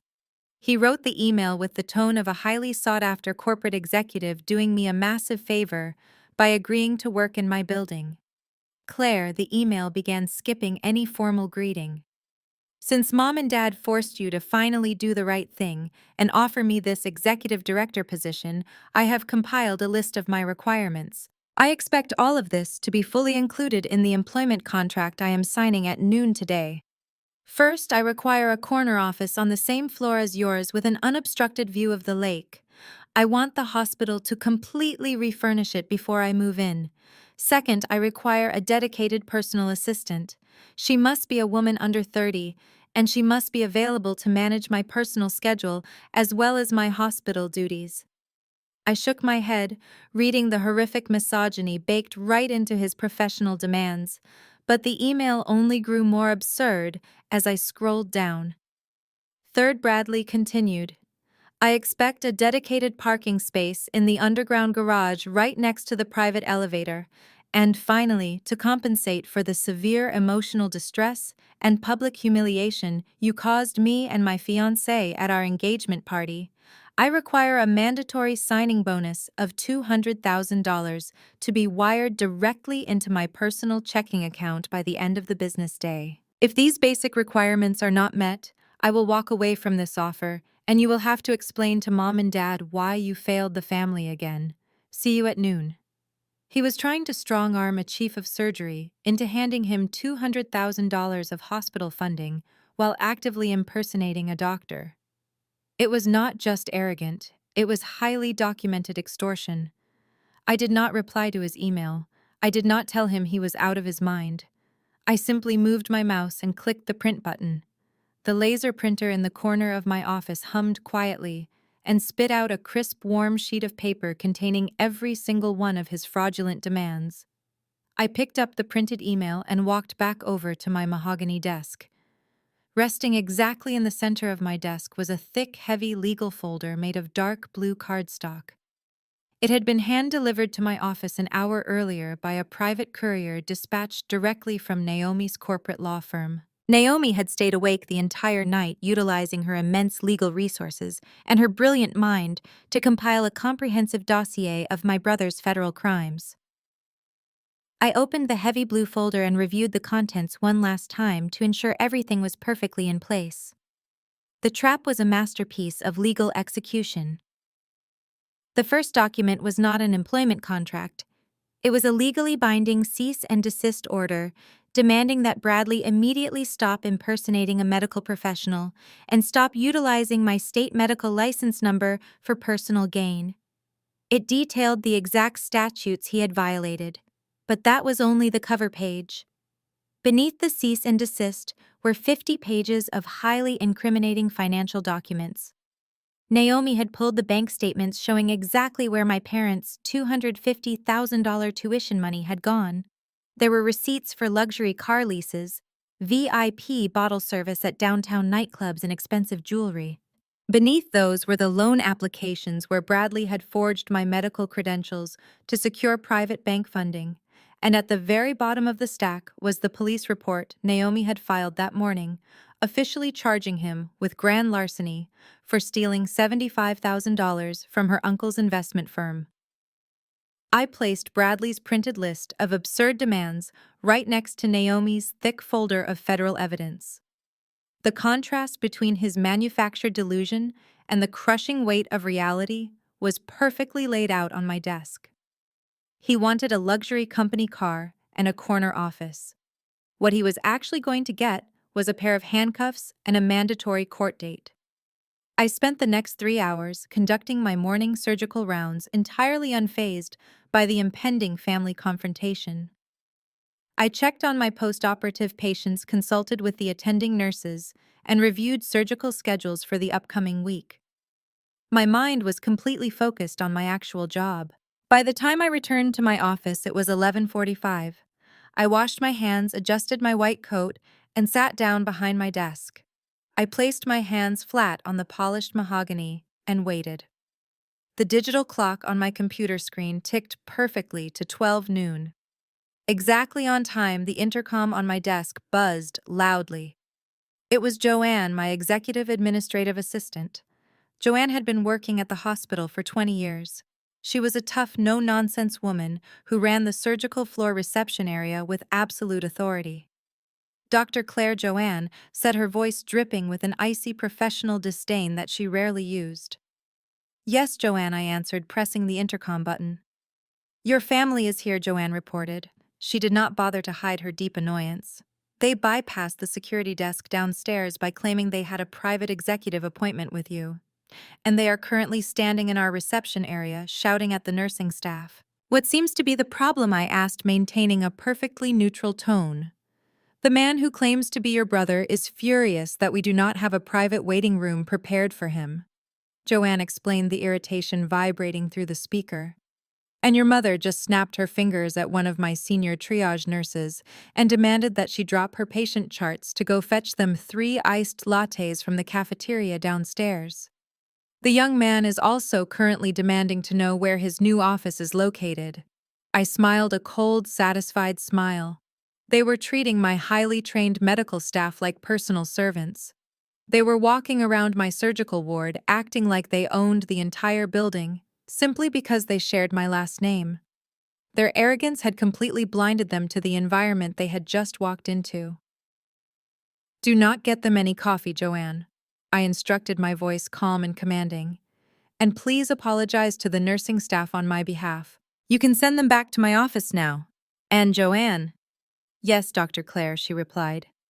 After they walk into my office, I need you to make a quick phone call to the hospital security director, I said, looking down at the heavy blue legal folder resting on my desk. Tell him I need 2 armed security officers stationed quietly in the hallway right outside my door in exactly 10 minutes. Understood, Dr. Joanne replied, her tone instantly shifting from annoyed to completely serious. Sending them back now. The intercom clicked off. The trap was set, the doors were locked, and the golden child was about to walk blindly right into his own execution. I did not unlock my office door right away. Even though Joanne had buzzed to let me know they were standing in the reception area, I specifically instructed her to hold them in the secondary waiting room down the hall. I made them sit there for exactly 45 minutes. In the highly competitive corporate and medical world, making someone wait is the ultimate silent assertion of power. I wanted them to sit in those stiff, uncomfortable chairs and watch my surgical staff rush around saving actual lives. I wanted them to absorb the intense, high-stakes atmosphere of my daily reality. I wanted them to feel entirely out of their element before they even stepped foot into my space. At exactly 12:45, my heavy oak office door violently swung open without a single knock. Richard walked in first, leading the charge like an angry general invading a foreign country. Susan followed closely behind him, clutching her designer handbag against her chest like a protective shield. Bradley strolled in last, trying desperately to project the casual, careless confidence of a man who belonged in an executive suite. But I saw the way their eyes immediately darted around the massive room. I saw my father's gaze sweep over the floor-to-ceiling windows overlooking the vast expanse of Lake Michigan and the impressive gallery of framed medical board certifications covering my wall. They were standing in the physical manifestation of my undeniable success. For 35 years, they had desperately tried to convince themselves and everyone else that I was a failure. Seeing the absolute magnitude of my professional empire terrified them because it shattered their entire fabricated reality. To mask that deep-seated terror, they instantly defaulted to the only defense mechanism they knew how to use: pure, blistering arrogance. Susan let out a dramatic, exaggerated huff and completely ignored me, marching straight over to the white leather guest sofa in the corner of the office. She collapsed onto the cushions and let out a long, suffering sigh. The parking situation at this hospital is an absolute nightmare, Claire, my mother complained, rubbing her temples as if she had just endured a grueling physical marathon. We had to park 3 levels down in the damp executive garage because your rude assistant refused to clear the VIP ambulance bay for our vehicle. You need to have a very serious talk with your staff about how they treat your family members. I expect a designated parking space with my name painted on it if I am going to be visiting Bradley here regularly. Richard completely ignored the guest chairs. He marched right up to my mahogany desk, his face flushed red with irritation. He aggressively tapped the face of his heavy gold watch. "You are 45 minutes late." Richard snapped, his voice booming in the quiet acoustics of the office. "We have a 1:30 reservation at Gibson's Steakhouse to celebrate Bradley's new position. I will not lose our table and pay a cancellation fee because you do not know how to properly manage your daily schedule. Stop playing these ridiculous, childish power games and let us get this over with. Hand him the employment contract right now so we can leave." I did not respond to my father. I shifted my gaze to Bradley. My brother smirked. He walked around my furious father and threw himself heavily into one of the expensive leather guest chairs directly across from my desk. He did not say a word at first. He just looked at me with a smug, victorious grin, completely convinced that he had utterly defeated me. He reached out, grabbed the edge of my pristine mahogany desk, and swung his legs up, placing his expensive leather shoes squarely on top of the polished wood. He crossed his ankles and laced his fingers behind his head, leaning back like a king surveying his newly conquered castle. "Nice setup, sis," Bradley finally said, looking around the room with greedy, calculating eyes. "I think I am going to like working here. Did you get my email this morning about my office requirements? I noticed there is an empty corner suite right down the hall near the elevators. I want the hospital maintenance team to start moving my new furniture in by tomorrow morning." Bradley let out a short, arrogant laugh and kicked his heels lightly against my desk, leaving a faint scuff mark on the wood. "And I hope you did not skimp on that signing bonus we discussed. Naomi has been completely ignoring my phone calls all morning. Her father, Judge Davis, is breathing down my neck, so I need to text her a picture of the hospital direct deposit immediately to get him off my back and get the wedding back on track." I looked at the scuff marks his shoes were leaving on my property. I looked at my father's red, impatient face demanding I hand over my hospital resources to fund their lies. I looked at my mother checking her lipstick in her compact mirror, completely oblivious to the severity of the crimes her son had committed. They thought they had successfully backed me into a corner. They truly believed that my silence over the last 45 minutes was the ultimate proof of my absolute surrender. They thought I was a terrified little girl who was just going to blindly obey their demands to keep the peace. I did not ask Bradley to take his feet off my desk. I did not apologize to my father for the wait, and I did not address my mother's ridiculous complaints about the emergency ambulance bay. I kept my face perfectly smooth and entirely expressionless. I slowly reached out and placed my hand flat on top of the sleek, heavy blue folder Naomi had couriered over that morning. Because of its premium dark blue cardstock and thick binding, the document looked exactly like a high-level corporate employment portfolio. I pushed it gently across the smooth mahogany surface. The folder slid perfectly, stopping right next to Bradley's expensive leather shoes.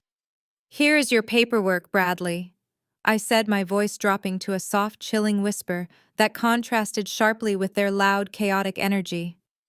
Bradley let out a loud, triumphant laugh. He swung his legs off the desk and leaned forward, his eyes lighting up with absolute greed as he grabbed the heavy blue folder. He did not even bother to open it to read the first page. He reached into the inner breast pocket of his tailored suit jacket and pulled out a shiny gold pen. He clicked the pen with a sharp metallic snap, grinning from ear to ear, like a man who had just won the absolute lottery. Bradley flipped the heavy blue folder open. He did not even bother to read the first page or scan the dense legal paragraphs that outlined his massive financial liabilities. His unearned confidence blinded him completely. He flipped the thick stack of papers straight to the very last page, searching only for the signature line. He believed this was simply a formality, a piece of paper that would instantly grant him a corner office, a massive salary, and a luxury vehicle. He leaned forward, pressing his expensive gold pen against the thick cardstock. He signed his name with a dramatic, flourishing signature, adding the letters M and D at the end of his name just to twist the knife. He was actively committing fraud on the very document designed to destroy him. "There," he said, tossing the pen onto my mahogany desk with a loud clatter. "I am officially an executive director of this hospital. You can tell your little assistant outside to start setting up my corporate email account. And do not forget to wire that $200,000 signing bonus before the banks close at 5. He closed the heavy blue folder and pushed it back across the desk toward me. He leaned back in his chair, crossing his arms behind his head, completely satisfied with his perceived victory. My parents let out simultaneous sighs of relief. Susan adjusted her designer handbag, and Richard checked his heavy gold watch, eager to make their steakhouse reservation. They had successfully bullied me into submission one last time. Or so they thought. I did not touch the folder. I kept my hands folded neatly in my lap. I looked at my brother, a cold, tight smile spreading across my face. I reached out with my right hand and pressed the silver speakerphone button on my office telephone. A sharp, authoritative voice instantly rang out through the quiet acoustics of my corner office. "Thank you for signing the acknowledgement of receipt, Bradley." It was Naomi. The sound of her voice echoing from the speakerphone was like a physical shockwave hitting the room. Bradley's smug grin vanished instantly. He froze, his hands still laced behind his head, completely paralyzed by the sound of the woman he had spent the last 2 years deceiving. My mother Susan let out a sharp gasp, her hand flying up to cover her mouth. Richard stopped checking his watch, his face instantly draining of color. Bradley slowly lowered his arms, staring at the telephone on my desk, as if it were an explosive device that had just been triggered. "Naomi, what are you doing on the phone?" he stammered, his voice cracking with sudden intense panic. "I am conducting official legal business." "Bradley." Naomi answered, her voice dripping with absolute icy professionalism. She sounded exactly like a corporate litigator destroying a hostile witness on the stand. "I asked Claire to keep me on the line so I could personally verify that you received and signed the documents my firm prepared for you."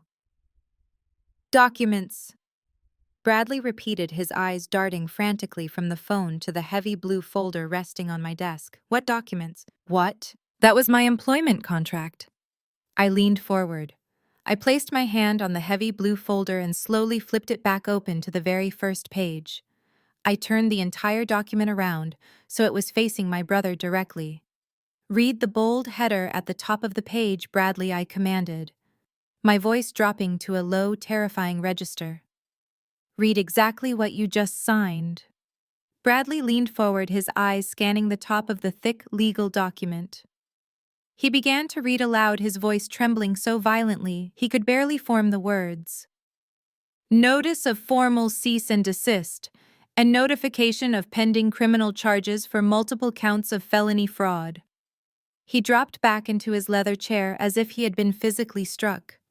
The gold pen he had used to sign the document rolled off the edge of my desk and clattered onto the hardwood floor.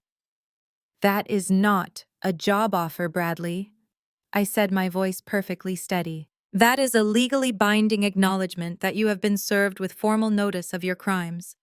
By signing that last page, you officially confirmed receipt of the evidence we have gathered against you." "This is a trick," Susan screamed, suddenly jumping up from the white leather sofa. She rushed over to my desk, her expensive heels clicking loudly against the floor. "You cannot do this, Claire. He is your brother. You are playing some kind of sick, twisted joke." "This is not a joke," Susan Naomi's voice boomed from the speakerphone, cutting through my mother's hysterical shouting.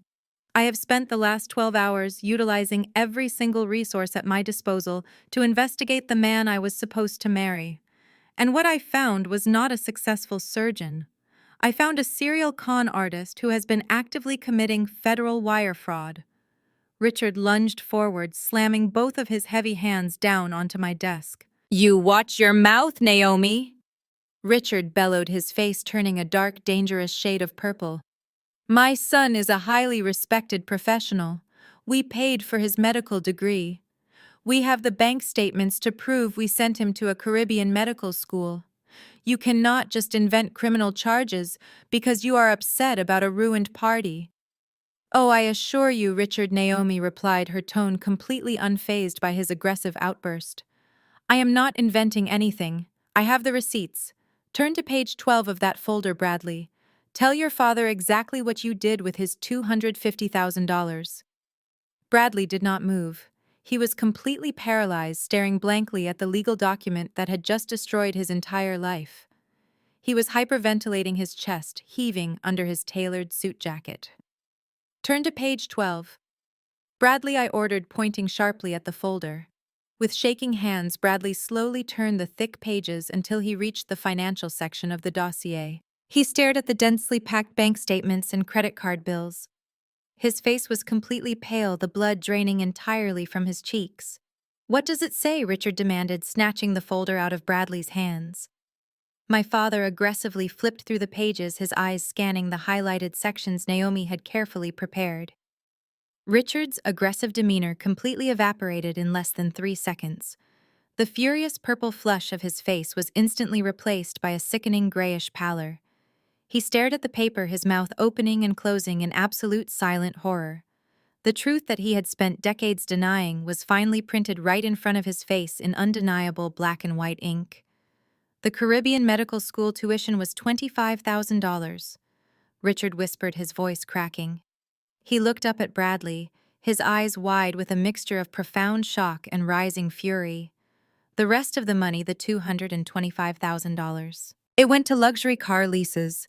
It went to VIP bottle service in Miami. It went to designer clothes and a high-end apartment. Richard dropped the folder back onto the desk, his hands shaking violently. You failed out in your second year. He breathed out, the realization finally hitting him with the force of a freight train. You have been living off our money, pretending to study for board exams you never even took. You lied to us for 4 years. Susan let out a loud, dramatic wail, clutching her chest as if she were having a heart attack. No, she sobbed, tears streaming down her carefully made-up face. No, my sweet boy would never do that. This is a mistake. Claire manufactured these documents to frame him. I did not manufacture anything, Susan Naomi stated firmly from the speakerphone. Those are official bank records subpoenaed by my firm this morning, but blowing your money on luxury cars is actually the least of his problems. Turn to page 25. I reached across the desk and flipped the heavy stack of papers to the specific page Naomi requested. It was a copy of a massive bank loan application from a prominent private financial institution. Look at the signature line on that loan application, Richard first instructed. Look at the credentials he used to secure that funding. Richard leaned over the desk, his eyes scanning the document. He secured a massive personal loan by claiming he was a board-certified surgeon. Richard read aloud, his voice hollow and completely defeated. He used a state medical license number. He used my state medical license number. I corrected him, my voice sharp as a scalpel. He committed identity theft and federal wire fraud to secure bank funding he had absolutely no intention of repaying. Bradley suddenly lunged forward, grabbing the edge of my mahogany desk. He looked at the speakerphone with wild, desperate eyes. Naomi, please, he begged, his voice cracking with sheer panic. I only did it so I could be the man you deserved. I wanted to build a life for us. I can pay the bank back. My parents will remortgage their house again. We can fix this quietly. A heavy, chilling silence descended over the office. My mother stopped crying. My father froze completely rigid, staring at Bradley as if he had just sprouted a second head. Remortgage the house again, Richard repeated, his voice dangerously low. He turned his head slowly to look at his weeping wife. Susan, what did he just say? What does he mean, remortgage the house again? Richard stood completely motionless, his eyes locked onto Susan. The word again hung in the air between them like a live grenade. Susan backed away from my desk, her hands fluttering wildly in front of her face as she began to hyperventilate. Short, ragged gasps tore through her throat. She shook her head so violently her perfectly styled blonde hair began to unravel and fall into her eyes. It is a lie, Susan shrieked, pointing a trembling finger at the speakerphone. She is lying, Richard. Claire and this horrible, vindictive woman fabricated all of this to destroy him. Bradley would never take out a fraudulent loan. He does not even know Claire's license number. This is just another one of her psychotic delusions. I reached out and pressed the volume button on my office telephone, amplifying Naomi's voice so it completely drowned out my mother's hysterical screaming. I do not need to fabricate anything, Susan Naomi stated smoothly, her voice echoing off the floor-to-ceiling windows. National provider identifier numbers are utilized by hospitals and insurance companies to track medical providers. It is essentially a social security number for a doctor's entire career. Committing basic financial fraud is one thing, but using a federal medical provider number crosses the line into a territory that involves the medical board and federal investigators. Your son memorized Claire's NPI from a piece of official hospital mail you forwarded to his apartment 3 years ago. He used it on a commercial business loan application at a private wealth bank, claiming he was a chief of surgery opening a boutique medical clinic in downtown Chicago. I leaned forward and tapped the specific page resting directly in front of my father. "Read the requested loan amount, Dad," I instructed softly. Richard looked down at the paper. His chest was rising and falling in shallow, panicked breaths. He swallowed hard, his eyes scanning the highlighted numbers. $500,000, he whispered, his voice entirely hollow and stripped of all its previous arrogance. "Yes," I confirmed, keeping my tone perfectly clinical. $500,000. He forged my signature and used my pristine medical credit history to secure the funds. The bank approved it quickly because on paper, I am a highly successful trauma surgeon with zero debt. But the money did not go to a medical clinic. I reached into my bottom desk drawer and pulled out the second half of the massive stack of bank statements Naomi had legally subpoenaed. These were the documents that completely dismantled the final illusion of the golden boy. I tossed the thick stack onto the mahogany desk. They landed with a heavy thud sliding across the polished wood until they hit Bradley's discarded gold pen. I spread the papers out like a deck of cards, revealing hundreds of pages of highlighted transactions. There were charges for $2,000 dinners at Michelin star restaurants. There were $15,000 wire transfers to luxury car dealerships. There were massive payments to high-end jewelry stores. Bradley squeezed his eyes shut and buried his face in his hands. He did not try to deny it. He knew exactly what those papers contained. He just sat there quietly sobbing into his palms, his shoulders shaking under his expensive tailored suit. Naomi continued her relentless legal assault over the speakerphone. "The $250,000 you gave him for tuition ran out in his second year of pretending to be a medical student," Naomi explained. "When your money vanished, he secured the fraudulent $500,000 bank loan using Claire's identity. But Bradley has very expensive tastes. He spent that $500,000 in less than 18 months. He leased a luxury penthouse apartment. He bought expensive watches to impress my father. He took me on lavish vacations to the Amalfi Coast, claiming his surgical practice was booming." Susan was gasping for air, her chest heaving heavily as she gripped the back of the white leather sofa to keep from physically collapsing onto the floor. She looked at Bradley, begging him silently to defend himself, but he refused to look up. But even $500,000 was not enough to sustain his fake billionaire lifestyle. Naomi's voice continued relentlessly. 7 months ago, the bank caught on to the discrepancies in his commercial loan repayments. They froze his remaining funds and threatened to contact the authorities. Bradley panicked. He needed a massive influx of cash immediately to prevent the bank from investigating the NPI number and discovering he was not actually Dr. Claire. Richard slowly raised his head.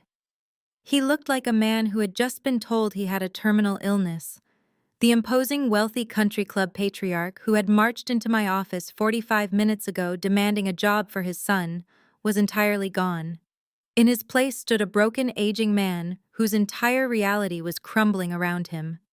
The horrifying puzzle pieces were finally snapping together in his mind. The timeline Naomi was laying out matched up perfectly with a period of intense financial stress in his own household. 7 months ago, Richard said, his voice trembling with a terrifying quiet rage. 7 months ago, Susan, you told me you needed my signature on a stack of legal documents for a routine insurance update on the house. Susan let out a loud, piercing wail. She collapsed onto the white leather sofa, burying her face in the cushions as she sobbed uncontrollably. Naomi did not offer a single ounce of pity. She delivered the final crushing blow with the absolute detachment of a seasoned prosecutor. "Your wife did not hand you insurance documents," Richard, Naomi stated. "She handed you the paperwork for a massive second mortgage on your family estate. She forged the notary's signature, she expedited the approval process through a friend at your local bank branch, and she funneled the entire equity of your fully paid-off home directly into Bradley's checking account to save him from defaulting on a fraudulent commercial loan." Richard stood frozen, staring at the woman he had been married to for nearly 40 years. The mother of his children, The woman who had constantly berated me for not being successful enough had secretly bankrolled a massive federal crime and risked their entire financial future to protect a pathological liar. "You stole my house," Richard whispered, his eyes wide with absolute disbelief. He took a slow, staggering step toward the sofa. "You stole the house I worked my entire life to pay off, and you gave the money to this pathetic, worthless fraud. I did it to save him." Susan screamed, sitting up from the cushions, her face streaked with heavy black mascara and tears. The bank was going to call the police, Richard. They were going to arrest him for identity theft. I could not let my baby boy go to prison. I was going to pay the mortgage back slowly. I had a plan to fix everything. "You do not have an income, Susan." Richard roared, the last remnants of his sanity completely snapping. His voice shook the glass windows of my office. "How are you going to pay back a second mortgage?" Susan looked frantically around the room until her tear-filled eyes locked onto me. She pointed a shaking, manic finger directly at my face. "Claire was going to pay it back." Susan sobbed, her voice echoing with absolute desperate delusion. "She is rich. She makes millions of dollars at this hospital. I was going to ask her to help us pay it off. She owes us for raising her. It is her family duty to step up and handle this." The sheer breathtaking narcissism of her plan hung in the cold air of my office. She had stolen from her husband to cover up the fact that her son had stolen from her daughter, and her ultimate solution was to demand that the daughter pay for all of it. I sat perfectly still, watching the toxic family dynamic that had tortured me for 35 years completely cannibalize itself right in front of my eyes. Richard completely snapped. The carefully curated country club facade that he had spent his entire life maintaining shattered into a million irreparable pieces. He turned on my mother with a level of pure, unadulterated fury that I had never seen before. The veins in his neck bulged as he stepped toward her, completely ignoring the fact that they were standing in my professional workplace. "You forged my signature on a federal banking document, Susan," Richard roared, his voice echoing violently off the glass windows. "You legally tied my name to a massive financial fraud to protect a son who dropped out of medical school to go clubbing in Miami. You secretly mortgaged the home I paid for with 40 years of my own blood and sweat. And your brilliant master plan was to march into this hospital and demand that the daughter you have treated like absolute garbage pay it all back. Are you completely out of your mind?" Susan shrank back against the white leather sofa, her hands raised defensively in front of her face. She was sobbing so hard she was choking on her own breath. "He is your son, Richard!" she cried desperately, trying to justify the absolute destruction of their lives. "We had to protect him. If the bank found out he lied on the commercial loan application, they were going to send him to jail. I was just trying to buy us some time. Claire is a millionaire. She could write a single check today and clear the entire debt. It is the least she could do after everything we provided for her." I did not have to say a single word. My father looked at my mother with a profound, chilling disgust. "You provided her with nothing," Richard said, his voice dropping into a harsh, raspy whisper. "We gave her absolutely nothing, Susan. We gave every single dollar we had to him. And he took it all and burned our entire lives to the ground. We are completely bankrupt." The screaming match had reached a deafening crescendo. The toxic family dynamic was cannibalizing itself right in front of my desk, tearing apart decades of lies and misplaced loyalty. But before my mother could launch into another hysterical defense, the heavy oak door to my office suddenly swung wide open. The loud argument abruptly stopped. Richard and Susan whipped their heads around toward the doorway. Bradley, who had been sitting frozen in his leather chair, finally looked up, his eyes wide and bloodshot from crying. Naomi stepped into the room. She was no longer just a sharp voice echoing from the speakerphone on my desk. She was physically here, and she was a terrifying sight to behold. She was dressed in a pristine, tailored black suit, her posture perfectly straight, radiating the absolute authority of a senior corporate partner who was ready to completely dismantle her opposition. But she did not walk into my office alone. Naomi was flanked by two massive armed hospital security guards. The guards stepped into the room behind her, crossing their arms over their bulletproof vests and planting their feet firmly by the door, entirely blocking the only exit. The silence that fell over the office was absolute.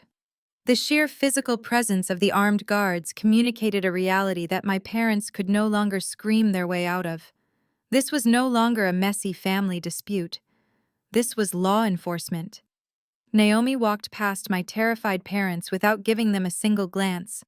Her high heels clicked sharply against the hardwood floor until she reached the front of my mahogany desk. She reached into her sleek leather briefcase and pulled out a thick, official-looking document bound in a heavy manila folder.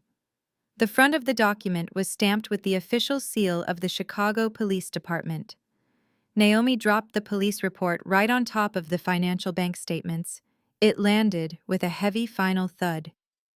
"Your impending bankruptcy is the absolute least of your problems, Richard," Naomi stated, her voice perfectly calm and incredibly dangerous. "Because lying on a commercial bank loan to fund a fake billionaire lifestyle is a white-collar crime. But what your son did to my family crosses the line into a massive federal felony." Bradley let out a pathetic whimpering sound. He stared at the police report on the desk, as if it were a venomous snake preparing to strike. 3 months ago, Bradley approached my uncle. Naomi continued, turning to face my parents so they could hear every single devastating detail. "My uncle manages a private equity firm that specializes in medical investments. Bradley brought him the surgical journals that Claire wrote. He brought him fabricated financial projections for a new state-of-the-art trauma center. And he brought him a forged letter of intent claiming that he was partnering with Northwestern Memorial Hospital to open the facility." Susan covered her mouth with both hands, letting out a muffled gasp of horror. Richard simply stared at Naomi, his arms hanging limply at his sides. "My uncle was impressed," Naomi said, her eyes locking onto Bradley with pure disgust. "He believed he was investing in his future son-in-law's brilliant medical career. So he wired $75,000 to the bank account Bradley provided. But my firm tracked that wire transfer this morning. The money did not go to a medical startup. It went to a shell corporation registered in Delaware under Bradley's name. He instantly drained the account to pay off the massive credit card debts he accumulated while trying to impress me." Naomi tapped the police report on the desk with her index finger. "Defrauding an investor across state lines using a shell corporation and a stolen medical identity is federal wire fraud and grand larceny. My uncle officially pressed charges 2 hours ago. The police are downstairs in the hospital lobby right now coordinating with your security team, Dr. Claire." The words hit the room with the devastating impact of an earthquake. Federal wire fraud, grand larceny, police in the lobby. The delusional fantasy world my parents had spent 35 years building around their golden child completely collapsed into dust. There was no amount of money they could borrow, and no lie they could invent to save him from this. Bradley finally realized that he had reached the absolute end of the road. The arrogant, demanding man who had walked into my office an hour ago, expecting a corner office and a luxury company car, completely shattered.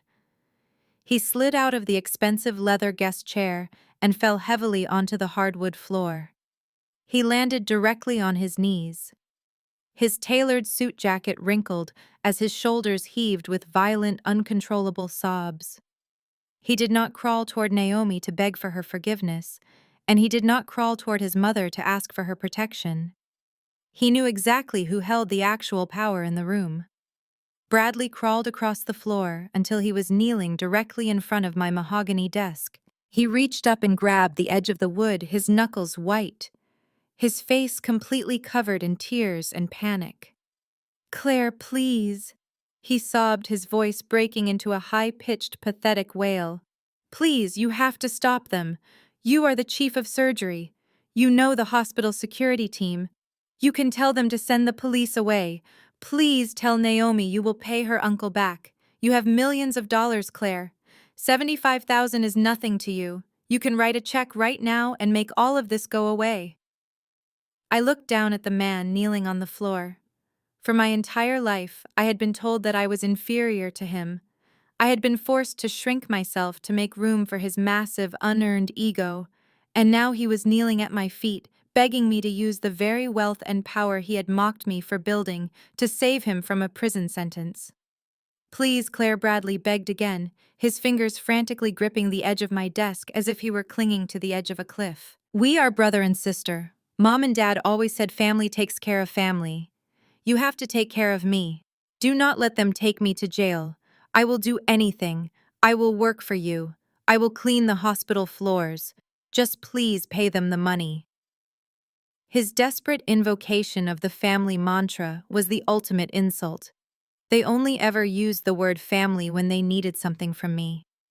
When I needed them to help me pay for college, I was told to go find a husband. When I needed their support at my medical school graduation, they were in Miami buying him a condo. They weaponized the concept of family to drain me dry, but the second they faced the consequences of their own actions, they expected me to be their savior. I sat perfectly still in my heavy leather chair. I looked at Bradley sobbing on his knees. I looked at my father staring blankly at the wall, completely broken by the realization of his bankruptcy. And I looked at my mother weeping on the sofa, mourning the death of her social status. They had finally trapped themselves in a cage made entirely of their own arrogance and greed. I looked down at the pathetic man kneeling on the hardwood floor of my office. His expensive tailored suit was wrinkled, and his face was slick with tears and panic. He was begging me to open my checkbook and erase the consequences of his federal crimes. He was expecting the sister he had mocked and belittled his entire life to instantly become his financial savior. I placed my hands flat on my mahogany desk and slowly stood up. I did not reach for my checkbook. I did not offer a single word of comfort. You are right, Bradley, I said, my voice perfectly steady in the quiet room. Family does take care of family. But you see, I do not have a family in this room. I am looking at a man who stole my medical identity to commit federal wire fraud. I am looking at a woman who secretly mortgaged her husband's hard-earned home to protect a criminal. And I am looking at a man who stood in front of 200 people last night and told them I was a worthless spinster. I shifted my gaze from Bradley to my father. Richard was still staring blankly at the wall, the terrifying reality of his absolute financial ruin completely paralyzing him. He had spent my entire childhood telling me I was a bad investment. You were right, Dad, I stated clearly, making sure the words echoed across the massive office. You told me years ago that girls do not need college. You told me I should just find a husband and let the men handle the important business. Well, you were right. Girls do not need college. But apparently your son needed a very good lawyer. Naomi did not even crack a smile. She simply turned her head and gave a sharp professional nod to the two armed hospital security guards standing by the door. The guards stepped forward into the room. They reached down and grabbed Bradley by the arms, hauling him up from his knees with effortless physical force. Bradley began to thrash wildly, his expensive leather shoes sliding across the hardwood floor. Mom, he screamed, his voice breaking into a terrified, childish wail. Mom, do not let them take me. Do something. Susan tried to lunge forward off the white leather sofa, but her legs completely gave out under her. She collapsed onto her hands and knees, sobbing hysterically on my office rug. She reached a shaking hand out toward her golden boy, but she was entirely powerless to stop what was happening. The guards dragged Bradley out of my office and marched him down the pristine hallway of the surgical wing. Through the open door, I could hear his panicked screams echoing down the corridor until the heavy steel doors of the private elevator slid shut, cutting off his voice entirely. The Chicago police officers were waiting for him in the main lobby downstairs with a pair of steel handcuffs. The illusion of Dr. Bradley was officially dead. I walked around my desk and stood over my weeping mother and my completely broken father. Get out of my hospital! I ordered, my voice leaving absolutely no room for negotiation. You are trespassing. If either of you ever try to contact me, step foot in this building, or show up at my apartment again, I will have you both arrested for criminal harassment. Richard slowly turned his head to look at me. His eyes were hollow, completely devoid of the arrogant spark that had defined his entire existence. He opened his mouth to speak, perhaps to apologize, or to beg for a loan, but I held up a single hand, silencing him instantly. "There is nothing left to say, Richard," I told him firmly. "You made your investment. Now you have to live with the returns." My father slowly reached down and helped my mother up from the floor. Susan was trembling so violently she could barely stand on her designer heels. They did not look back at me. They shuffled out of my office like two ghosts, completely stripped of their wealth, their pride, and their favorite child. I watched them walk down the hallway until they disappeared around the corner. I reached out, grabbed the heavy oak door of my office, and firmly clicked it shut. 1 year has passed since that afternoon in my office. A lot can change in 12 months when the toxic deadweight is finally cut loose from your life. Bradley did not get away with his crimes. Naomi and her uncle ensured that the federal prosecutors had every single piece of evidence they needed. He pleaded guilty to multiple counts of wire fraud, identity theft, and grand larceny. He was sentenced to 4 years in a federal correctional facility. There are no corner offices or luxury company cars where he is living now. My parents lost absolutely everything. When the bank discovered the fraud surrounding the commercial loan and the forged signatures on the second mortgage, they instantly initiated foreclosure proceedings. Richard and Susan were evicted from the sprawling suburban estate they had lived in for 3 decades. The country club immediately revoked their membership. Their wealthy friends entirely abandoned them the second the scandal hit the local news. They now live in a cramped 2-bedroom apartment on the outskirts of the city, completely estranged from the high society they valued more than their own daughter. I have not spoken a single word to them since the day they walked out of my office. But my life did not stop. In fact, it flourished in ways I never thought possible. It is a beautiful Sunday morning in Chicago, and the sun is shining brightly through the massive glass windows of my favorite downtown bistro. I am sitting at a prime corner table, but I am not alone. Naomi is sitting across from me, laughing brightly as the waiter pours us another round of fresh mimosas. Naomi did not just cancel her wedding. She completely leveled up her life. She was recently promoted to managing partner at her corporate law firm, and she has never looked happier or more radiant. Over the past year, she and I became incredibly close. We bonded over the shared trauma of surviving my family, but we stayed friends because we genuinely respect and admire each other. She became the sister I always deserved but never had. Naomi picked up her crystal glass and held it up into the air, her eyes sparkling with genuine joy. "I would like to propose a toast," she announced, a bright smile spreading across her beautiful face. "To the strongest, most brilliant woman I know, and to the newly appointed Chief of Medical Staff at Northwestern Memorial Hospital." I smiled, raising my glass to meet hers. The hospital board had officially promoted me last week. I had reached the absolute pinnacle of my career entirely on my own merit. "To peace," I replied softly, tapping my glass against hers. The crystal chimed with a clear, beautiful sound. I took a sip of my mimosa and looked out the window at the bustling city streets. For 35 years, I had let my family convince me that I was unworthy of love and success. They tried to bury me so their golden child could shine. But they forgot one crucial detail. I was the one who knew how to dig. I built my empire with my own 2 hands, and no one would ever be able to take it away from me again. Thank you for listening to my story. Have you ever had to cut ties with toxic family members to protect your own peace and future? Let me know your experiences in the comments below. If my journey resonated with you, please hit the like button and subscribe to the channel for more stories of surviving narcissistic families and reclaiming your absolute worth. Remember that your success is the greatest revenge you will ever need.